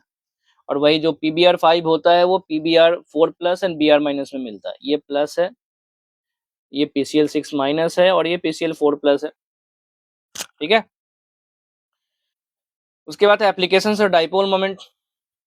अब इसके बेसिस पे हम ज्योमेट्रिकल आइसोमर्स के हम फिजिकल प्रॉपर्टीज को कंपेयर कर सकते हैं। मेरे पास सिस है, ट्रांस है। केस 1 है, अगर मेरे पास दो सिमिलर ग्रुप्स सिस और ट्रांस में, देखो यहाँ पे CH3 और CH3 सिमिलर है, CH3 CH3 क्या है, सिमिलर है। खैर H भी ले सकते हो आप। अब ये सिस में है और ये क्या है, ट्रांस में है। अब डाइपोल मोमेंट का क्या काम है देखो, तो ये बॉन्ड इधर जाएगा और ये बॉन्ड इधर जाएगा, मतलब इधर गया और इधर गया, मतलब रिजल्टेंट कहीं यहाँ निकलेगा, मतलब इसमें म्यू हमें ग्रेटर देन 0 मिलने वाला। और इस केस में ये इधर है और ये इधर है, मतलब ये क्या होने वाला है, कैंसिल होने वाला, तो म्यू क्या होने वाला है, 0 होने वाला है। जिसका डाइपोल मोमेंट ज्यादा उसका बॉइलिंग पॉइंट ज्यादा, जिसका डाइपोल मोमेंट ज्यादा वो ज्यादा पोलर, वो पानी में भी ज्यादा सोल्यूबल होगा, इसलिए सोल्युबिलिटी भी इसका ज्यादा है। मेल्टिंग पॉइंट का डाइपोल मोमेंट से कोई लेना देना नहीं है, और हमेशा ट्रांस का मेल्टिंग पॉइंट इससे ज्यादा होता है, because trans structures are more symmetric, तो उसमें पैकिंग फ्रैक्शन क्या होता है, ज्यादा होता है। ट्रांस वाले में पैकिंग फ्रैक्शन ज्यादा होता है, क्यों ज्यादा होता है, बिकॉज ये सिमेट्रिक ज्यादा होते हैं। ठीक है, बात करें स्टेबिलिटी का, तो स्टेबिलिटी का लेना देना है स्टेरिक रिपल्सन से। तो इसमें दो बल्की ग्रुप सेम साइड में है, तो यहाँ पे ज्यादा रिपल्सन होगा, इसलिए सिस वाला कम हो गया, बट ट्रांस भी कम हो सकता है, ये कोई फिक्स नहीं है। अब उसी को यहाँ पे लिखा हुआ है, higher the dipole moment higher the intermolecular force of attraction higher the boiling point. सही बात है, जितना ज्यादा चार्ज होगा उतना इंटरमोलिकुलर फोर्स स्ट्रांग होगा। नेक्स्ट है higher the dipole moment higher the polar nature, higher the solubility in water, lower the solubility in non-polar solvent like benzene। यहाँ पे जो था वो वाटर में था, तो सिस ज्यादा, अगर यही बेंजीन लिखा होता तो ट्रांस ज्यादा हो जाता। इन case of solid, higher the packing fraction, higher the melting point। Trans isomers have higher packing fraction than cis, so trans isomers have a higher melting point। Stability of geometrical isomers depends on steric repulsion between the bulky group। Generally, in case of cis isomers, steric repulsion is more, so stability will be high। Steric repulsion is more, so stability will be high। Sorry उल्टा होगा, stability क्या हो जाएगा, लो होगा। जितना repulsion ज्यादा होगा उतना स्टेबिलिटी क्या होगा, कम होगा। ठीक है, अब दूसरा है if two opposite nature. Opposite nature मतलब एक है इलेक्ट्रॉन डोनेटिंग और एक है विड्रॉइंग, और ये है डोनेटिंग और ये है विड्रॉइंग, तो ये तो अभी भी नॉन जीरो है। फर्क ये पड़ा, इसने डोनेट किया और इसने खींच लिया, तो दोनों का डायरेक्शन सेम है, मतलब इस बार म्यू बहुत ज्यादा होगा, तो ट्रांस का इस बार डाइपोल मोमेंट जो है कौन है, म्यू वन और म्यू टू। क्या लिखा हुआ है, म्यू टू लिखा हुआ है, मतलब ट्रांस का सिस से ज्यादा है। अब जिसका बॉइलिंग पॉइंट जिसका डाइपोल मोमेंट ज्यादा, उसका बॉइलिंग पॉइंट भी ज्यादा हो गया, उसी का सॉल्युबिलिटी इन वाटर भी ज्यादा हो गया। मेल्टिंग पॉइंट पहले ही बोला था ट्रांस का ज्यादा होता है, और स्टेबिलिटी जनरली ट्रांस का ही ज्यादा होता है, बिकॉज उसमें स्टेरिक रिपल्सन क्या होता है, कम होता है। नेक्स्ट टॉपिक है इंटरमोलिकुलर फोर्स ऑफ अट्रैक्शन। अच्छा, यहाँ पे एक एग्जांपल भी कराया हुआ, देखो ये है ट्रांस CH3 और CH3 देखो अपोजिट में, और यहाँ पे CH3 कहाँ है, सिस में। बट इस बार CH3 के साइड में कौन है, C2H5 है, तो इन दोनों के बीच में रिपल्सन ज्यादा लगेगा, रिपल्सन ज्यादा लगेगा, मतलब स्टेबिलिटी क्या होगा, देखो इसलिए सिस इस बार क्या हो गया, ज्यादा हो गया। नेक्स्ट टॉपिक है इंटरमोलिकुलर फोर्स ऑफ अट्रैक्शन, जिसको हम वन डर वाल फोर्स ऑफ अट्रैक्शन भी बोलते हैं। अब इसके अंदर तीन टाइप के फोर्सेज हैं। ठीक है, पहला है डाइपोल। डाइपोल ये किसके बीच में लगता है, पोलर एंड पोलर, मतलब जिनके पास डाइपोल मोमेंट है उनके बीच में क्या लगेगा, डाइपोल। डाइपोल नेक्स्ट है डाइपोल इंड्यूस्ड डाइपोल, ये लगता है पोलर एंड नॉन पोलर के बीच में। और लंदन फोर्स लगता है दो नॉन पोलर और नॉन पोलर के बीच में। सबसे स्ट्रॉन्ग डाइपोल डाइपोल, उसके बाद डाइपोल इंड्यूस्ड डाइपोल, और उसके बाद क्या आएगा, नॉन पोलर फोर्सेस। और डाइपोल डाइपोल का एक्सट्रीम केस क्या हो जाएगा, हाइड्रोजन बॉन्डिंग हो जाएगा। ठीक है, और यहाँ पे उनका डिफरेंसेज है, डायरेक्टली प्रोपोर्शनल टू म्यू है, inversely proportional to R Q है। In case of dipole, if one of the dipole contain hydrogen attached with high electronegative element like oxygen, nitrogen and fluorine, and other dipole contain at least one high electronegative atom like oxygen, nitrogen and fluorine, then dipole interaction is called as hydrogen bond। दो dipole चाहिए, एक में hydrogen एक ऐसे element से connected है जो कि फ्लोरीन, ऑक्सीजन, नाइट्रोजन है, और दूसरे वाले में हाइड्रोजन कनेक्टेड है इन्हीं के साथ। तो जरूरी नहीं है दोनों में हाइड्रोजन हो, दोनों में से किसी एक में भी हाइड्रोजन होने से हो जाएगा। ये मेरा फर्स्ट डाइपोल, ये मेरा सेकंड डाइपोल। ठीक है, दोनों में मैंने हाइड्रोजन दिखलाया, जरूरी नहीं है। अगर एक में इलेक्ट्रोनेगेटिव एलिमेंट भी है, दूसरे में हाइड्रोजन होने से हो जाएगा। और स्ट्रेंथ वाइज डाइपोल डाइपोल सबसे ज्यादा होगा स्ट्रॉन्ग, फिर डाइपोल इंड्यूस्ड डाइपोल, फिर क्या होगा, लंदन फोर्स। अब लंदन फोर्स में क्या है, नॉन पोलर मॉलिक्यूल में है, कोई चार्ज वर्ड्स तो है नहीं। इसमें फोर्स डिपेंड करेगा मास पे, सरफेस एरिया पे और डिस्टेंस पे। जैसे जैसे नंबर ऑफ मास, जैसे जैसे नंबर ऑफ कार्बन बढ़ेगा, जनरली अल्केन्स में बात करते हैं, जैसे जैसे नंबर ऑफ कार्बन बढ़ेगा मास बढ़ेगा, और जब मास बढ़ेगा तो फिर आपका लंदन फोर्स भी ज्यादा होगा। इसीलिए जैसे जैसे मास बढ़ता है अल्केन्स में बॉइलिंग पॉइंट बढ़ता है, और ब्रांचिंग बढ़ने से सरफेस एरिया क्या हो जाता है, सरफेस एरिया ज्यादा होगा तो ज्यादा फोर्स लगेगा, ठीक है। जब ब्रांचिंग होता है तो सरफेस एरिया कम हो जाता है, और जब सरफेस एरिया कम होगा तो फिर उस केस में क्या होगा, आपका बॉइलिंग पॉइंट भी आपको कम मिलेगा, ठीक है। इसलिए अल्केन के केस में जब ब्रांचिंग होता है तो बॉइलिंग पॉइंट घट जाता है, और मास बढ़ता है तो बॉइलिंग पॉइंट बढ़ता है। In case of alkane, due to branching strength of London force decreases, तो क्या होगा, due to decrease in surface area and increase in separation between the particles, therefore branch alkane have lower boiling point than straight. और यहाँ आप देख लो, straight है और ये ब्रांच्ड है। हाइड्रोजन बॉन्डिंग उसी का किसका केस था, डाइपोल डाइपोल का था। अब हाइड्रोजन बॉन्डिंग जो है डाइपोल डाइपोल का है, तो strongest dipole dipole interactions are called as hydrogen bond, where one dipole contain hydrogen and other dipole contain electronegative element like fluorine, oxygen and nitrogen. अब यहाँ पे मैंने एग्जांपल्स बताया था कि कहाँ कहाँ पर हाइड्रोजन बॉन्ड पॉसिबल है। तो देखो, आपको क्या ढूंढना है, hydrogen attached with oxygen nitrogen fluorine, दोनों में से कहीं नहीं है इसलिए नहीं है। इसमें कार्बन के साथ है, इसमें हाइड्रोजन देखो किसके साथ है, एच के साथ है, तो एक कंडीशन मिला। अब दूसरे में क्या ढूंढना था, इलेक्ट्रोनेगेटिव एलिमेंट नहीं हो तो नहीं हो पाया। अब जैसे यहाँ पे देख लो, इसमें देख लेते हैं। इसमें देखो हाइड्रोजन किसके साथ है, ऑक्सीजन के साथ है, एक डाइपोल मिल गया। अब दूसरे डाइपोल में हमें केवल इलेक्ट्रोनेगेटिव एलिमेंट चाहिए जो कि फ्लोरीन है, तो इनके बीच में हाइड्रोजन बॉन्डिंग हो जाएगा, ठीक है। तीसरे वाले में वाटर है, बेंजीन है, इसके पास नहीं, इलेक्ट्रोनेगेटिव नहीं हुआ। यहाँ देखो OH है, यहाँ भी OH है, हो जाएगा। वाटर है, OH है, हो जाएगा।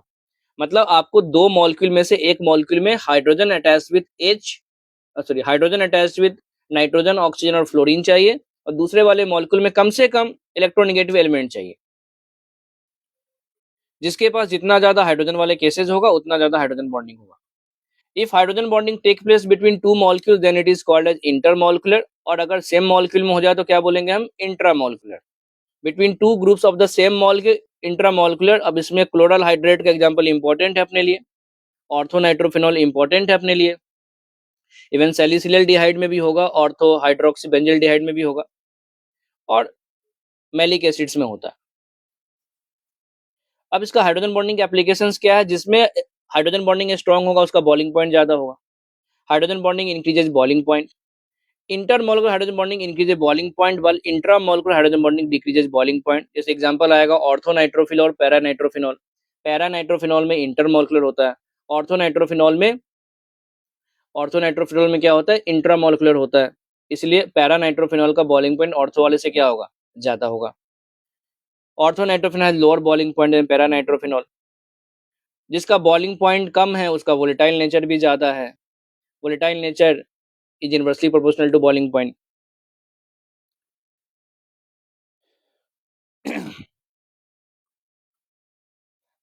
अब उसके बाद था, अच्छा यहाँ पे मैंने एक जनरल स्टेटमेंट है, ये केमिकल बॉन्डिंग का नहीं बोल सकते, कि आयनिक हाइड्राइड्स का बॉइलिंग पॉइंट कोवेलेंट हाइड्राइड से क्या होता है, ज्यादा होता है, बिकॉज आयनिक कंपाउंड्स का बॉइलिंग पॉइंट कोवेलेंट कंपाउंड से ज्यादा होता है। अब यहाँ पे ग्रुप 14 के हाइड्राइड्स है। अब देखो डाउन द ग्रुप जाएंगे तो मास बढ़ेगा, अभी हमने पढ़ा था, और मास बढ़ने का मतलब है बॉइलिंग पॉइंट क्या होगा, इंक्रीज होगा। तो अगर हम हाइड्राइड्स के केस में जनरली डाउन द ग्रुप जाएं तो हमारा बॉइलिंग पॉइंट बढ़ेगा। CH4 SiH4 GeH4 SnH4 boiling point बढ़ गया। अब वही जब 15 में आया तो एक एक्सेप्शन देखने को मिला, क्या, NH3। बिकॉज NH3 में क्या है, हाइड्रोजन बॉन्डिंग है तो बिल्कुल बीच में जाके बैठ गया। वही ग्रुप 16 में वाटर में हाइड्रोजन बॉन्डिंग है, ये सबसे आगे निकल गया। और ग्रुप 17 में HF सबसे आगे निकल गया। जहां जहां पे हाइड्रोजन बॉन्डिंग नहीं है देखो वो मास को फॉलो कर रहा है, वो जस्ट सिंपल मास को फॉलो कर रहा है, और जहां पे हाइड्रोजन बॉन्डिंग आया वो मास के ऑर्डर को फॉलो नहीं कर रहा है। तो ये सब इंपॉर्टेंट एग्जांपल्स है, आपको ध्यान रखना पड़ेगा। उसके बाद है विस्कोसिटी, जिसका बॉइलिंग पॉइंट ज्यादा उसका विस्कोसिटी भी ज्यादा। Higher the intermolecular force of attraction higher the viscosity. अब क्वेश्चन आता है कि H2SO इतना विस्कस क्यों है, बिकॉज उसके पास हाइड्रोजन बॉन्ड बनाने की कैपेसिटी बहुत ज्यादा है। ये है trihydric alcohol, dihydric alcohol, monohydric alcohol. जिसके पास जितना ज्यादा OH उतना ज्यादा क्या होगा, आपके पास हाइड्रोजन बॉन्ड बनाने की कैपेसिटी ज्यादा होगा। उसके बाद है सॉल्युबिलिटी। सॉल्युबिलिटी में जनरली आयोनिक कंपाउंड्स कोवेलेंट से ज़्यादा होता है। अब कोवेलेंट को यहाँ पे तोड़ दिया मैंने 3 पार्ट में। सबसे आगे हाइड्रोजन बॉन्डेड, फिर आएगा पोलर। पोलर का मतलब हाइड्रोजन बॉन्डिंग नहीं है लेकिन पोलर है, चार्ज है। और हाइड्रोजन बॉन्डिंग का मतलब है चार्ज भी है और हाइड्रोजन बॉन्ड भी है। मतलब इसके अंदर डाइपोल डाइपोल है और इसके अंदर हाइड्रोजन बॉन्डिंग है। और लास्ट में नॉन पोलर। अब यहाँ पे कुछ कंपाउंड्स दिए गए। हमको हाइड्रोजन क्या करना है, हमें सॉलिबिलिटी की बेसिस पे बात करना है। तो जो जो सॉलिबिलिटी यहाँ पे वो जो भी बात कर रहे हैं, हम सॉलिबिलिटी इन वाटर की बात करेंगे। ठीक है, पोलर सॉल्वेंट में हम बात करने वाले हैं। तो वाटर तो खुद ही हाइड्रोजन बॉन्डिंग बनाता है। तो जो हाइड्रोजन बॉन्डिंग बनाएगा वो पानी में बहुत अच्छा सॉल्युबल होगा। देखो इसके पास इतने सारे ऑक्सीजन और हाइड्रोजन है, इसके पास एक ऑक्सीजन है, इसके पास कुछ नहीं है, इसके पास ऑक्सीजन तो एटलीस्ट है और इसके पास कौन है, एन और एच है। तो सबसे ज्यादा हाइड्रोजन बॉन्डिंग कौन बनाएगा, कार्बोक्सिलिक एसिड, इसलिए ए सबसे आगे है। ठीक है, उसके बाद है अल्कोहल, उसके बाद कौन है, अमाइंस, उसके बाद आएगा ईथर, उसके बाद कौन आएगा, हाइड्रोकार्बन। तो ये ऑलमोस्ट फिक्स है कि कार्बोक्सिलिक एसिड अल्कोहल से ज्यादा होता है, अल्कोहल अमाइंस से ज्यादा होता है। अमाइंस में 1 डिग्री ज्यादा होता है, फिर 2 डिग्री आएगा, फिर 3 डिग्री आएगा, उसके बाद ईथर्स आएंगे, उसके बाद हाइड्रोकार्बन आएंगे। अब यहाँ पे सारे ही कार्बोक्सिलिक एसिड है। तो अब डिफरेंस क्या है, आर ग्रुप का।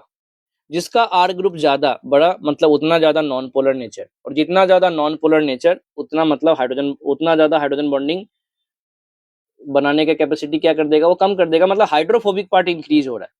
हाइड्रोजन बॉन्डिंग को नहीं बोलना चाहिए, ऐसे बोलना चाहिए आर ग्रुप का साइज अगर इंक्रीज हुआ तो हाइड्रोफोबिक पार्ट इंक्रीज हो रहा है, और हाइड्रोफोबिक वाले पानी में सोल्यूबल तो नहीं होंगे। तो as the size of non polar increases solubility decreases.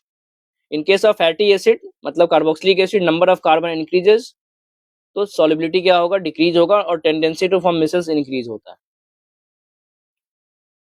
उसके बाद डेंसिटी, इसके अंदर वही वाटर का एग्जांपल आएगा। जनरली सॉलिड्स का डेंसिटी लिक्विड से ज्यादा होता है, लेकिन वाटर के केस में आइस का डेंसिटी लिक्विड से कम होता है। उसका रीजन है हाइड्रोजन बॉन्डिंग जब बनाते हैं तो वो वैकेंट स्पेसेस का क्रिएशन करते हैं, और एक वाटर मॉलिक्यूल जितने हाइड्रोजन बॉन्ड बना रहा है वो इंपॉर्टेंट है, वो क्या है, 4। ये नंबर याद रखना पड़ेगा। उसके बाद एक ये रेडीमेड टाइप क्वेश्चन है, water greater than H F greater than NH3। देखा जाए तो एच एफ का हाइड्रोजन बॉन्डिंग ज्यादा स्ट्रांग होता है, एच एफ का हाइड्रोजन बॉन्डिंग ज्यादा होता है, लेकिन वाटर का बॉइलिंग पॉइंट ज्यादा होता है। उसका रीजन है वाटर बहुत ज्यादा हाइड्रोजन बॉन्ड बना सकता है with respect to H F, इसीलिए वाटर का बॉइलिंग पॉइंट एच एफ से ज्यादा होगा और एच एफ का NH3 से ज्यादा होगा।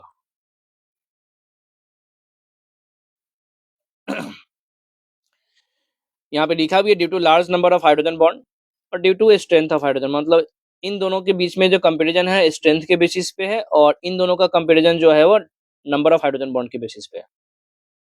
उसके बाद एसोसिएशन ऑफ मॉलिक्यूल।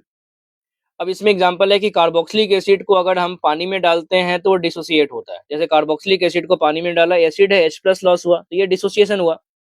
बट जब कार्बोक्सिलिक एसिड को हमने नॉन पोलर सॉल्वेंट में डाला, जैसे बेंजीन जैसे सॉल्वेंट में डाला, तो वो एसोसिएट हो गया, डाइमर का फॉर्मेशन किया। उसका रीजन है कि दो मॉलिक्यूल आपस में इंटर मॉलिक्यूलर हाइड्रोजन बॉन्डिंग बनाते हैं। उसके बाद एसिडिक नेचर। अब इसमें फिर से वही नाइट्रोफिनॉल आया, ऑर्थो नाइट्रोफिनॉल, पैरा नाइट्रोफिनॉल। अब देखो ऑर्थो नाइट्रोफिनॉल में क्या है, यहाँ पे इंट्रा मॉलिक्यूलर है। देखो ये वाला H जो है वो हाइड्रोजन बॉन्डिंग में इन्वॉल्व हो गया, और जब ये हाइड्रोजन बॉन्डिंग में इन्वॉल्व होगा तो फिर इसका एसिडिक नेचर क्या हो जाएगा, कम हो जाएगा। तो ortho nitrophenol has lower acidic strength than para nitrophenol. होना चाहिए था ऑर्थो को ज्यादा based on electronic effect, because इसमें माइनस आई ज्यादा NO2 का लगेगा, लेकिन हाइड्रोजन बॉन्डिंग और उसका एसिडिक नेचर क्या हो गया, कम हो गया। तो ये सब एग्जांपल्स हैं, ठीक है। उसके बाद का टॉपिक है बॉन्ड पैरामीटर्स। बॉन्ड पैरामीटर्स में पहला टॉपिक है बॉन्ड एंगल। बॉन्ड एंगल को मैंने रूल वाइज भी आपको क्लास में बताया है, मैं उसी रूल को बस बोलने वाला हूँ। पहला रूल, सबसे पहले हाइब्रिडाइजेशन पता करो। हाइब्रिडाइजेशन अगर डिफरेंट है तो बॉन्ड एंगल तो ऐसे ही पता चल जाएगा, ठीक है। सबसे पहले हाइब्रिडाइजेशन पता करना है। दूसरा, अगर आपका हाइब्रिडाइजेशन सेम हो गया बट आपका number of lone pair change हो रहा है, लोन पेयर देखो CH4NH3 water, lone pair change हो रहा है, तो जैसे जैसे नंबर ऑफ लोन पेयर बढ़ेगा बॉन्ड एंगल घट जाएगा। तो देखो CH4 में लोन पेयर 0 था, इसलिए बॉन्ड एंगल सबसे ज्यादा है, और वाटर में लोन पेयर सबसे ज्यादा है, इसलिए बॉन्ड एंगल सबसे कम है। रूल नंबर 3, सबका हाइब्रिडाइजेशन भी सेम है, सबका लोन पेयर भी सेम है। अब क्या देखना है कि सेंट्रल एटम जितना ज्यादा इलेक्ट्रोनेगेटिव होगा उतना ज्यादा बॉन्ड एंगल होगा। तो नाइट्रोजन, फास्फोरस और आर्सेनिक, ये है इलेक्ट्रोनेगेटिविटी का ऑर्डर, इसलिए NH3 greater than PH3 greater than ASH3 हुआ। और यहाँ पे एक रूल भी था, ड्रैगोज रूल करके, कि अगर कभी भी आपके हाइब्रिडाइजेशन क्या दिखाई दे, sp3 दिखाई दे और सेंट्रल एटम के पास कम से कम एक लोन पेयर दिखाई दे, और जो सेंट्रल एटम है वो बिलोंग करता है थर्ड और हायर पीरियड, मतलब फोर्थ फिफ्थ पीरियड का बिलोंग करता है, उस केस में वो अपने हाइब्रिड ऑर्बिटल्स को यूज ना करके वो नॉर्मल पी और एटॉमिक ऑर्बिटल्स को यूज करता है। Then central atom make bond by overlapping of atomic orbitals, जो कि पी ऑर्बिटल है। इसीलिए वहां पे जो बॉन्ड एंगल है, देखो वाटर और H2S में से बिल्कुल सिंपल है, ऑक्सीजन ज्यादा इलेक्ट्रोनेगेटिव है, बॉन्ड एंगल ज्यादा होना चाहिए, बट 105 से एक ही बार 90 हो गया। इसमें ये रूल चलता है कि जो थर्ड पीरियड वाले एलिमेंट है, जैसे H2S हो गया, PS3 हो गया, ये दो एग्जांपल है, H2S एंड PS3, इनका बॉन्ड एंगल जो है वो 90 के आसपास होता है। अब इसका रीजन है बिकॉज वे इस कंडीशन को फॉलो करते हैं, ड्रैगोज रूल को फॉलो करते हैं। हाइब्रिडाइजेशन sp3 दिखाई देता है, लोन पेयर है, थर्ड पीरियड के हैं, तो उस केस में वो अपने पी एटॉमिक ऑर्बिटल को यूज करते हैं, हाइब्रिड को यूज नहीं करते। और रूल नंबर 4 था, हाइब्रिडाइजेशन सेम है, लोन पेयर सेम है, दोनों ही sp3 हैं, दोनों में एक एक लोन पेयर है, सेंट्रल एटम भी सेम हो गया, बॉन्डेड एटम डिफरेंट है। तो रूल 3 का उल्टा, इसमें था कि सेंट्रल एटम अगर ज्यादा इलेक्ट्रोनेगेटिव होगा तो बॉन्ड एंगल ज्यादा होगा। इस केस में क्या है, बॉन्डेड एटम अगर ज्यादा इलेक्ट्रोनेगेटिव है तो बॉन्ड एंगल कम हो जाएगा, उल्टा कर देना है। तो NF3 से ज्यादा बॉन्ड एंगल NH3 में है, because H is less electronegative than fluorine. बस इसमें एक एक्सेप्शन याद रखना है, NCl3, NCl3 में बैक बॉन्डिंग होता है, और बैक बॉन्डिंग होने के कारण बॉन्ड ऑर्डर इंक्रीज होता है, और बॉन्ड ऑर्डर इंक्रीज होने से फिर आपका बॉन्ड पेयर रिपल्सन बढ़ जाता है, जिसके कारण उसका बॉन्ड एंगल क्या होता है, ज्यादा होता है। तो NCl3 का बॉन्ड एंगल NH3 से क्या होगा, ज्यादा होगा। अब बैक बॉन्डिंग क्या था कि अगर आपके पास दो बॉन्डेड एटम है, एक के पास लोन पेयर है, दूसरे के पास वैकेंट ऑर्बिटल है, बॉन्डेड मतलब ऑलरेडी वो कोई बॉन्ड बना के बैठे हुए हैं, सिंगल डबल कुछ बना के बैठे हुए हैं, उसमें से एक के पास लोन पेयर है, दूसरे के पास वैकेंट ऑर्बिटल है, तो बैक बॉन्डिंग होगा। And due to back bonding bond order increase होता है, और बॉन्ड पेयर रिपल्सन इंक्रीज होता है, सो बॉन्ड एंगल इंक्रीज होता है। जैसे यहाँ पे था, ए और बी के बीच में बॉन्ड बना हुआ विदाउट बैक बॉन्डिंग, और इसमें विथ बैक बॉन्डिंग।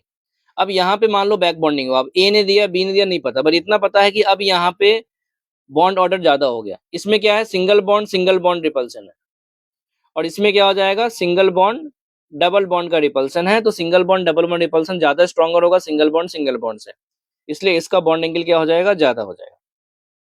तो due to back bonding bond angle increases, bond strength increase होता है, सही बात है, ज्यादा बॉन्ड ऑर्डर हो जाएगा। बॉन्ड लेंथ डिक्रीज होता है, सही बात है। एंड शेप और ज्योमेट्री आल्सो चेंजेस, अगर आपका लोन पेयर ही खत्म हो गया तो ऑब्वियस सी बात है आपका बॉन्ड पेयर लोन पेयर का कॉम्बिनेशन चेंज होगा। अब एक एग्जांपल है, रेडीमेड एग्जांपल है, NCH3 is pyramidal while NSiH3 is trigonal planar. देखो इसके पास बॉन्ड पेयर कितना दिखाई दे रहा है, 3, लोन पेयर कितना है, 1, ये भी इसके पास भी दिखाई दे रहा है, लेकिन इसका जो लोन पेयर है वो सिलिकॉन के वैकेंट ऑर्बिटल से बैक बॉन्डिंग बना लिया, मतलब अब इसका लोन पेयर काउंट नहीं होगा।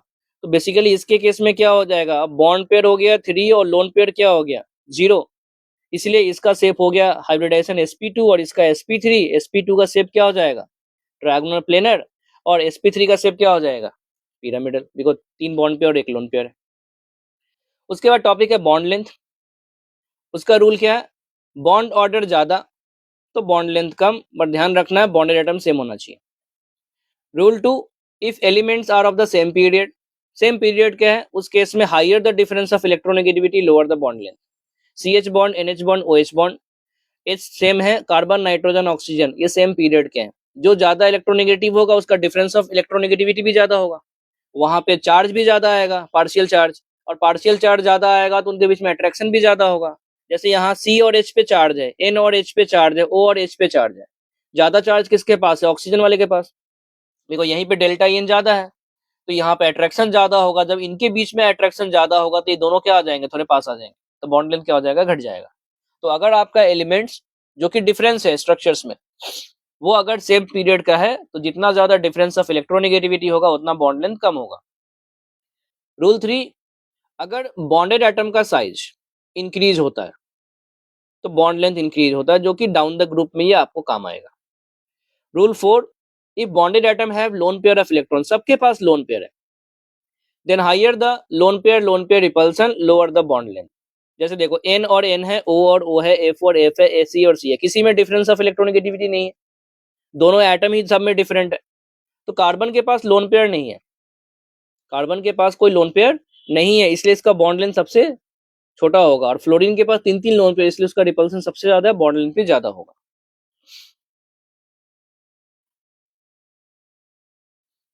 उसके बाद है बॉन्ड स्ट्रेंथ। अब बॉन्ड स्ट्रेंथ में सिंपल, हमें बॉन्ड लेंथ को उल्टा कर देना। बॉन्ड लेंथ में जो बॉन्ड लेंथ बढ़ाएगा वो बॉन्ड स्ट्रेंथ को कम कर देगा। तो वही लिखा हुआ है, bond strength inversely proportional to bond length. तो जो भी अभी आपने ऊपर वाले टॉपिक में पढ़ा है उसी को उल्टा कर दीजिए, काम हो जाएगा। नेक्स्ट है मॉलिक्यूलर ऑर्बिटल थ्योरी। अब पहला पॉइंट ये किस पे बेस्ड है, तो वेव नेचर ऑफ इलेक्ट्रॉन पे बेस्ड है, क्वांटम मैकेनिक्स को फॉलो करता है। ठीक है, इसमें साई क्या होता है, वेव फंक्शन होता है, मतलब इलेक्ट्रॉन का वेव को रिप्रेजेंट करने का इक्वेशन है। और उसको कैरेक्टराइज करने के लिए 3 क्वांटम नंबर्स लगता है, एन, एल और एम। एक टर्म साई स्क्वायर है जो कि प्रोबेबिलिटी बताता है। ठीक है, जहाँ 0 होगा नोड होगा, 1 होगा वो ऑर्बिटल होगा। ये सब बेसिक चाहिए था हमें। अब पॉइंट क्या है, मॉलिक्यूलर ऑर्बिटल थ्योरी बोलता है कि जैसे एटम के पास एटॉमिक ऑर्बिटल होता है, वैसे ही मॉलिक्यूल के पास क्या होता है, molecular orbital, which is formed bye combination of atomic orbital. Molecule बनता है एटम से, वैसे ही मॉलिक्यूल का ऑर्बिटल बनेगा एटम के ऑर्बिटल से। और जब ये कॉम्बिनेशन होता है तो उस मेथड को बोलते हैं हम एलसीओ मेथड। ठीक है, एलसीओ मेथड। अब इसका पॉइंट क्या है कि अगर दो एटॉमिक ऑर्बिटल को कंबाइन करना है तो पहला है उनका एनर्जी ऑलमोस्ट सेम होना पड़ेगा। कंपेरेबल भी नहीं बोलेंगे, ऑलमोस्ट सेम, मतलब उनके बीच का एनर्जी गैप 0 होना पड़ेगा, और उनका डायरेक्शन सेम होना पड़ेगा, और उनका फेज भी सेम होना पड़ेगा। तो when two atomic orbital combine, they can combine in two ways according to LCO method. Same phase, opposite phase. ठीक है, सेम फेज मतलब फेज डिफरेंस 0 है। जैसे यहाँ पे ये दो है, ये दोनों सेम फेज में है। और फर्स्ट और 3 की बात करें, अच्छा एक मिनट रुको, मैंने उल्टा देख लिया। जो फर्स्ट और सेकंड है ये आउट ऑफ फेज है, ये अप में है डाउन में है, ये आउट ऑफ फेज है। और जो फर्स्ट और थर्ड है वो क्या है, वो सेम फेज में। सेम फेज कहाँ लिखा हुआ है, इस लाइन पे 1 और 3। और इस लाइन पे क्या लिखा हुआ है, आउट ऑफ फेज। तो 1 और 2 आउट ऑफ फेज है, मतलब एंगल 180 डिग्री है, और सेम फेज में 0 डिग्री है। ठीक है, तो मैं एलसीओ मेथड का स्टेटमेंट का बोल देता हूँ। दो एटॉमिक ऑर्बिटल तभी कंबाइन कर सकता है जब उनका एनर्जी ऑलमोस्ट सेम हो, और उनका डायरेक्शन सेम हो, और उनका फेज भी सेम, उनका डायरेक्शन सेम हो। फेज और का बात हम बाद में बात करेंगे। 2 पॉइंट हुआ। तीसरा, जितना ज्यादा बेटर ओवरलैप करेंगे उतना स्ट्रेंथ ऑफ बॉन्ड मिलेगा। अब एटम ए और बी है, दोनों का एटॉमिक ऑर्बिटल है, दोनों ने कंबाइन करके क्या बनाया, मॉलिक्यूल बनाया। तो एटम के पास होता है एटॉमिक ऑर्बिटल, मॉलिक्यूल के पास क्या होता है, मॉलिक्यूलर ऑर्बिटल। ठीक है, अब लीनियर एलसीओ मेथड क्या बोलता है कि linear combination of atomic orbital. तो ओनली दो atomic orbital combine which have almost equal energy. जैसे 1s और 1s कंबाइन कर सकता है, 1s और 2s कंबाइन नहीं कर सकता, बिकॉज n चेंज हुआ। मतलब आपका ना तो n चेंज होना चाहिए, ना ही क्या चेंज होना चाहिए, l चेंज होना चाहिए। इसी 2s कंबाइन कर रहा है, 2p और 2p कंबाइन कर रहा है। Two atomic orbital would have common direction, उनका एक्सिस मैच करना चाहिए। x और x मैच हुआ, हो गया, y और y मैच हुआ, हो गया। x और y मैच नहीं हुआ, इसलिए बॉन्ड नहीं बना। Higher the overlapping, higher the strength the bond. ये 3 स्टेटमेंट है, इस पे क्वेश्चन भी आता है। Next, when two atomic orbital combine in same phase. यहाँ जो बोला था, अब दो एटॉमिक को कंबाइन तो कर लिया, कंडीशन फॉलो कर लिया। अब दो तरीका है, सेम फेज में कंबाइन कर सकता है और अपोजिट फेज में कंबाइन करेगा। सेम फेज में कंबाइन करेगा तो क्या बनेगा, बॉन्डिंग, और अपोजिट फेज में क्या बनेगा, एंटी बॉन्डिंग। ठीक है, तो in case of bonding mol, यहाँ पे आते हैं, आ गया। When two atomic orbital combine in same phase, formation of bonding molecular orbital take place. और अपोजिट फेज में कंबाइन करेगा तो क्या बनेगा, एंटी बॉन्डिंग बनेगा। इन केस ऑफ, ये लेगा आउट ऑफ फेज, तो क्या बनेगा, एंटी बॉन्डिंग बनेगा। अब क्या उसका मतलब था, मैथमेटिकली देखते हैं। ए और बी ने कंबाइन किया सेम फेज में, मतलब उनके बीच का डिफरेंस कितना है, 0 डिग्री है। तो ए बी बना, उसका रिजल्टेंट लिखा psi A square psi B square plus 2 psi A B cos 0। मतलब पॉइंट ये है कि जब दो एटॉमिक ऑर्बिटल सेम फेज में कंबाइन कर रहा है तो उनके कॉम्बिनेशन से जो शेप बनेगा उसका एरिया बहुत ज्यादा होगा, मतलब उसके अंदर इलेक्ट्रॉन के मिलने का प्रोबेबिलिटी क्या होगा, ज्यादा होगा। या ऐसा बोल दो कि दो न्यूक्लियस के बीच में नेगेटिव चार्ज ज्यादा हो गया, इसके कारण क्या होगा, स्टेबिलिटी ज्यादा हो गया। तो कट शॉर्ट करता हूँ, सीधे पॉइंट पे आते हैं कि 2 एटॉमिक ऑर्बिटल अगर सेम फेज में कंबाइन किया तो उससे बनेगा बॉन्डिंग और वो एटॉमिक ऑर्बिटल से ज़्यादा स्टेबल होगा। और जब 2 atomic orbital out of phase combine करता है तो वहाँ पे नोड क्रिएट हो जाता है 2 न्यूक्लियस के बीच में, यहाँ से इलेक्ट्रॉन ही गायब हो गया और इससे बनता है एंटी बॉन्डिंग और इसका स्टेबिलिटी क्या होता है, कम होता है। इसलिए यहाँ देखो 2 एटॉमिक ऑर्बिटल कंबाइन किया, नीचे में कौन है, बॉन्डिंग, ये स्टेबल है किसके रिस्पेक्ट में, एटॉमिक के रिस्पेक्ट में, और ये अनस्टेबल है किसके रिस्पेक्ट में, एटॉमिक ऑर्बिटल के रिस्पेक्ट में। तो 2 लोगों को कंबाइन करके कितने बनाए, एक बॉन्डिंग और एक क्या बना, anti bonding. So number of molecular orbital produced is equal to number of atomic orbital involve. ठीक है, अब यहाँ पे हमने एजम्पशन लिया है कि एक्स एक्सिस को हमने इंटरन्यूक्लियर एक्सिस पकड़ लिया, तो एस और एस हमेशा सिग्मा बनाता है। P X plus P X भी क्या बनेगा, सिग्मा, बिकॉज मेरा एक्स एक्सिस कौन है, इंटरन्यूक्लियर है। P Y plus P Y क्या बनेगा, पाई, और पीजेड प्लस पीजेड क्या बना सकता है, पाई। अब बात है पॉसिबिलिटी का, 1s और 1s कंबाइन किया, 2 पॉसिबिलिटी, सेम फेज में कंबाइन किएगा तो बॉन्डिंग और अपोजिट में कंबाइन किया तो क्या बनेगा, anti bonding. 2s plus 2s देखो फिर से सिग्मा बनेगा, तो बॉन्डिंग और ये क्या बना, anti bonding. P X plus P X bonding anti bonding, P Y और P Y bonding anti bonding, P Z P Z bonding anti bonding. But इन लोगों ने पाई बनाया और इन लोगों ने क्या बनाया, सॉरी पी वाई और पीजेड ने क्या बनाया, पाई, और ये लोग क्या बना रहे हैं, सिग्मा। तो आपके पास अब 10 1 2 3 4 5 6 7 8 9 10 ऑर्बिटल्स हो गए।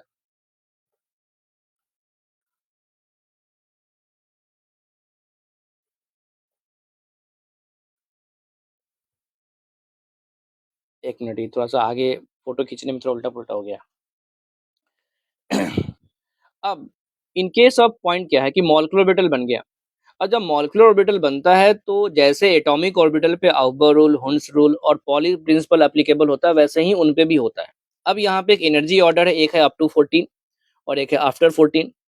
अगर आप किसी के पास 14 इलेक्ट्रॉन है तो वो इस ऑर्डर को फॉलो करेगा, मतलब पहले वो पाई को फिल करेगा, और आफ्टर 14 है तो पहले वो किसको फिल करेगा, यहाँ पे गैप है, ठीक है, यहीं पे गैप है, बाकी सब सेम है।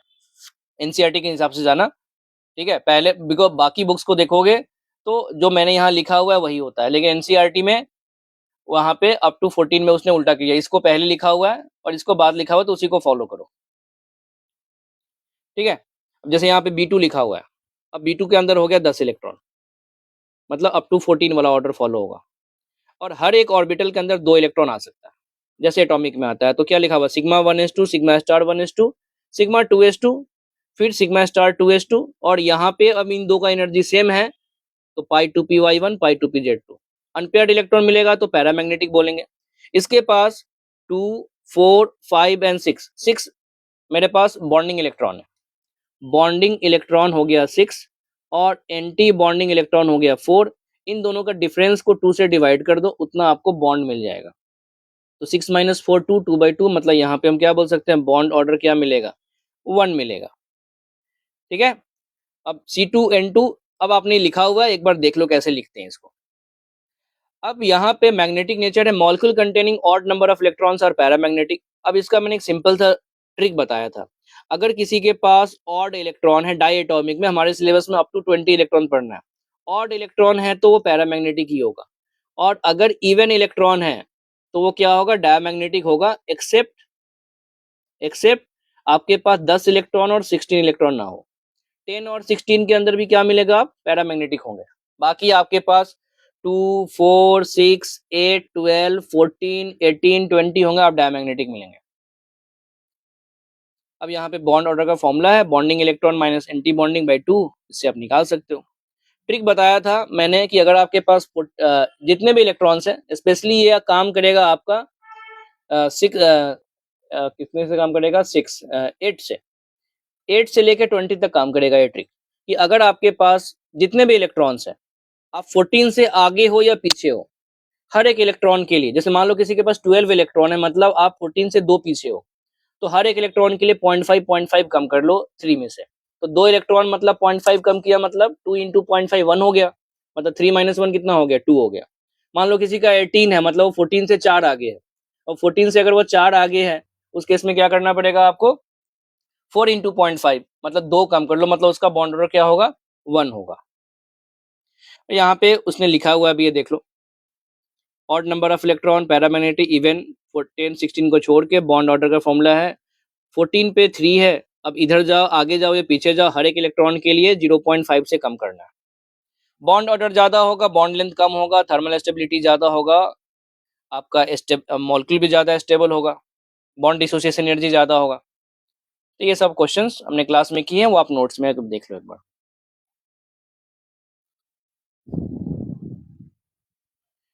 ठीक है, अब बचा अपना topic ionic bond.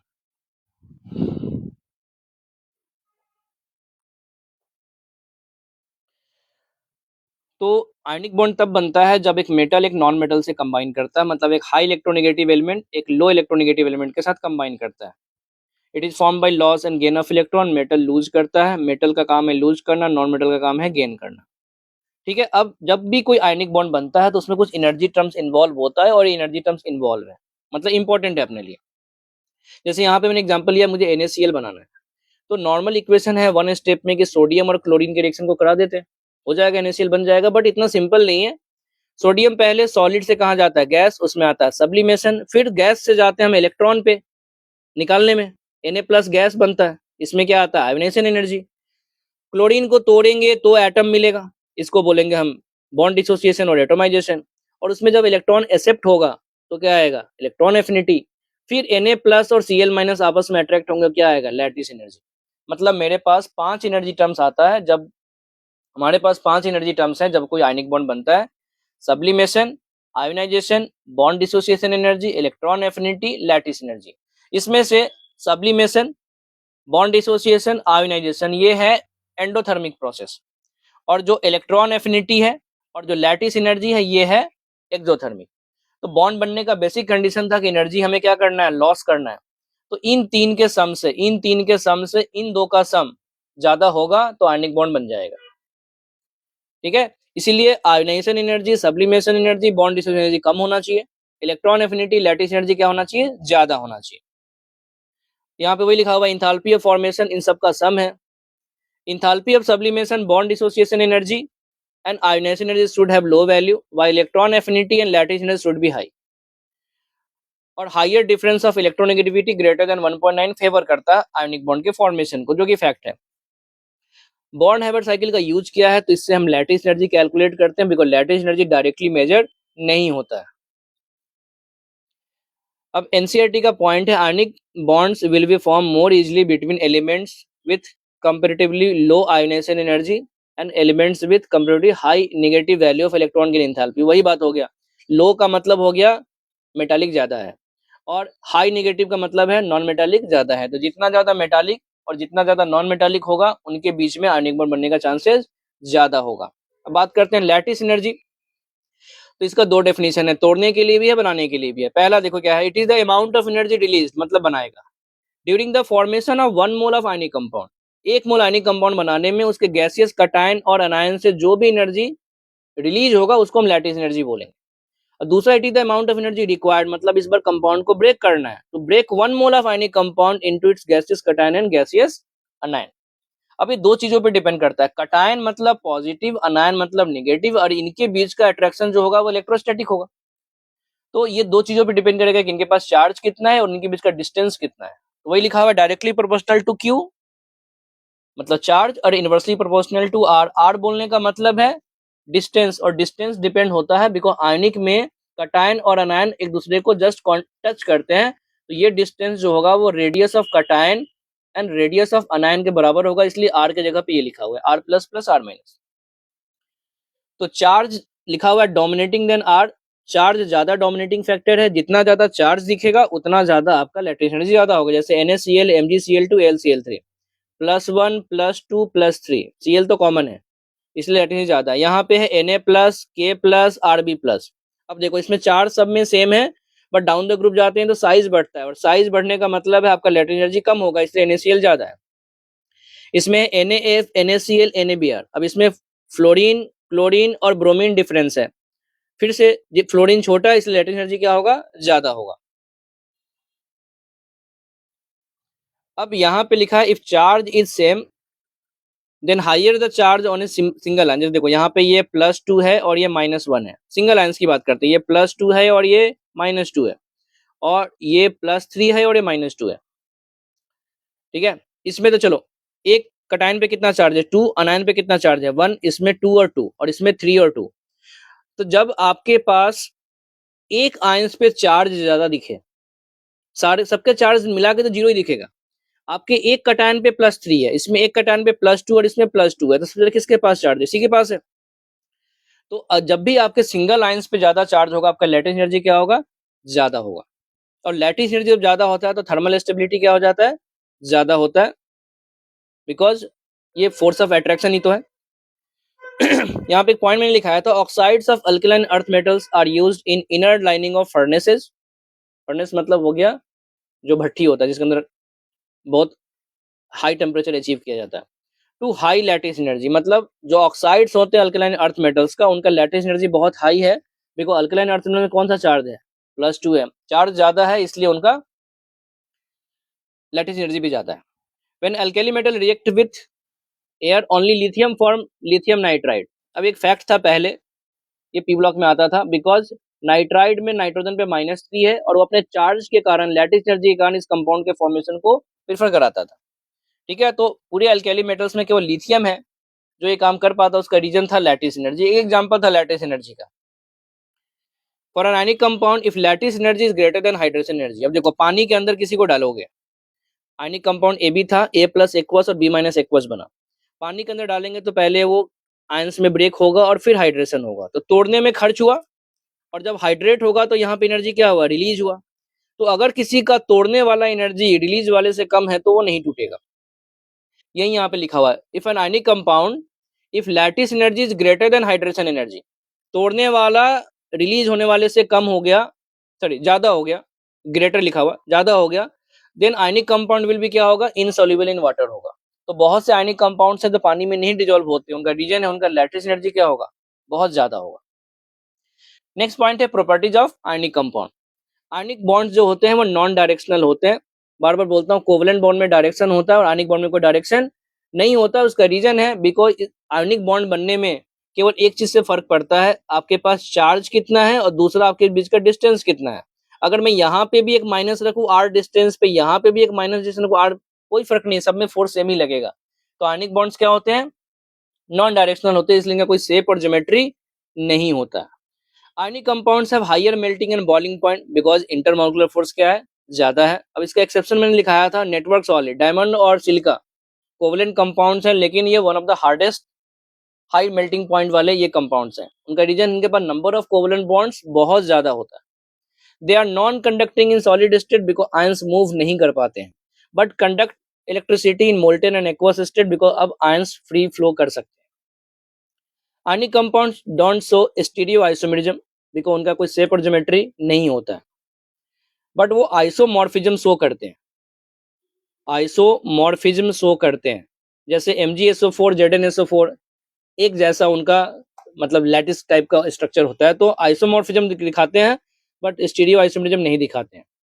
And they are generally more soluble in polar solvent because ionic compound खुद ही पोलर है, तो पोलर सॉल्वेंट में क्या होगा? वो सोल्युबल होगा।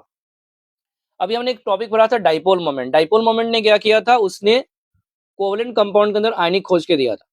वैसे ही ये पोलराइजेशन ये उसका उल्टा है, ये आयनिक कंपाउंड के अंदर में कोवलेंट नेचर दिखाता है। It is used to indicate covalent character in ionic bond. Higher the polarization higher the covalent character in ionic bond. Polarization ज्यादा होगा तो कोवलेंट कैरेक्टर क्या होगा? ज्यादा होगा। क्या होता है पोलराइजेशन? कि कटायन और अनायन ने आयनिक बॉन्ड बनाया, बनने के बाद दोनों का न्यूक्लियस एक दूसरे के इलेक्ट्रॉन क्लाउड को अपनी ओर खींच रहा है। जिसका इलेक्ट्रॉन क्लाउड लूजली बॉन्डेड होगा वो डिफॉर्म हो गया, और जो कि अनायन का होता है, बिकॉज कटायन का टाइटली बॉन्डेड होता है, अनायन का लूजली बॉन्डेड होता है। डिफॉर्म होने के कारण इलेक्ट्रॉन जो है वो दो न्यूक्लियस के बीच में ज्यादा हो गया, इसलिए बोलते हैं कि यहाँ पे कुछ कुछ कोवलेंट बॉन्ड का कैरेक्टर इंड्यूस हो जाता है। यहीं पे लिखा हुआ, after formation of ionic bond nucleus of cation and अनायन attract electron cloud of other ion. Since electron cloud of anion is loosely bonded, so it can deform very easily.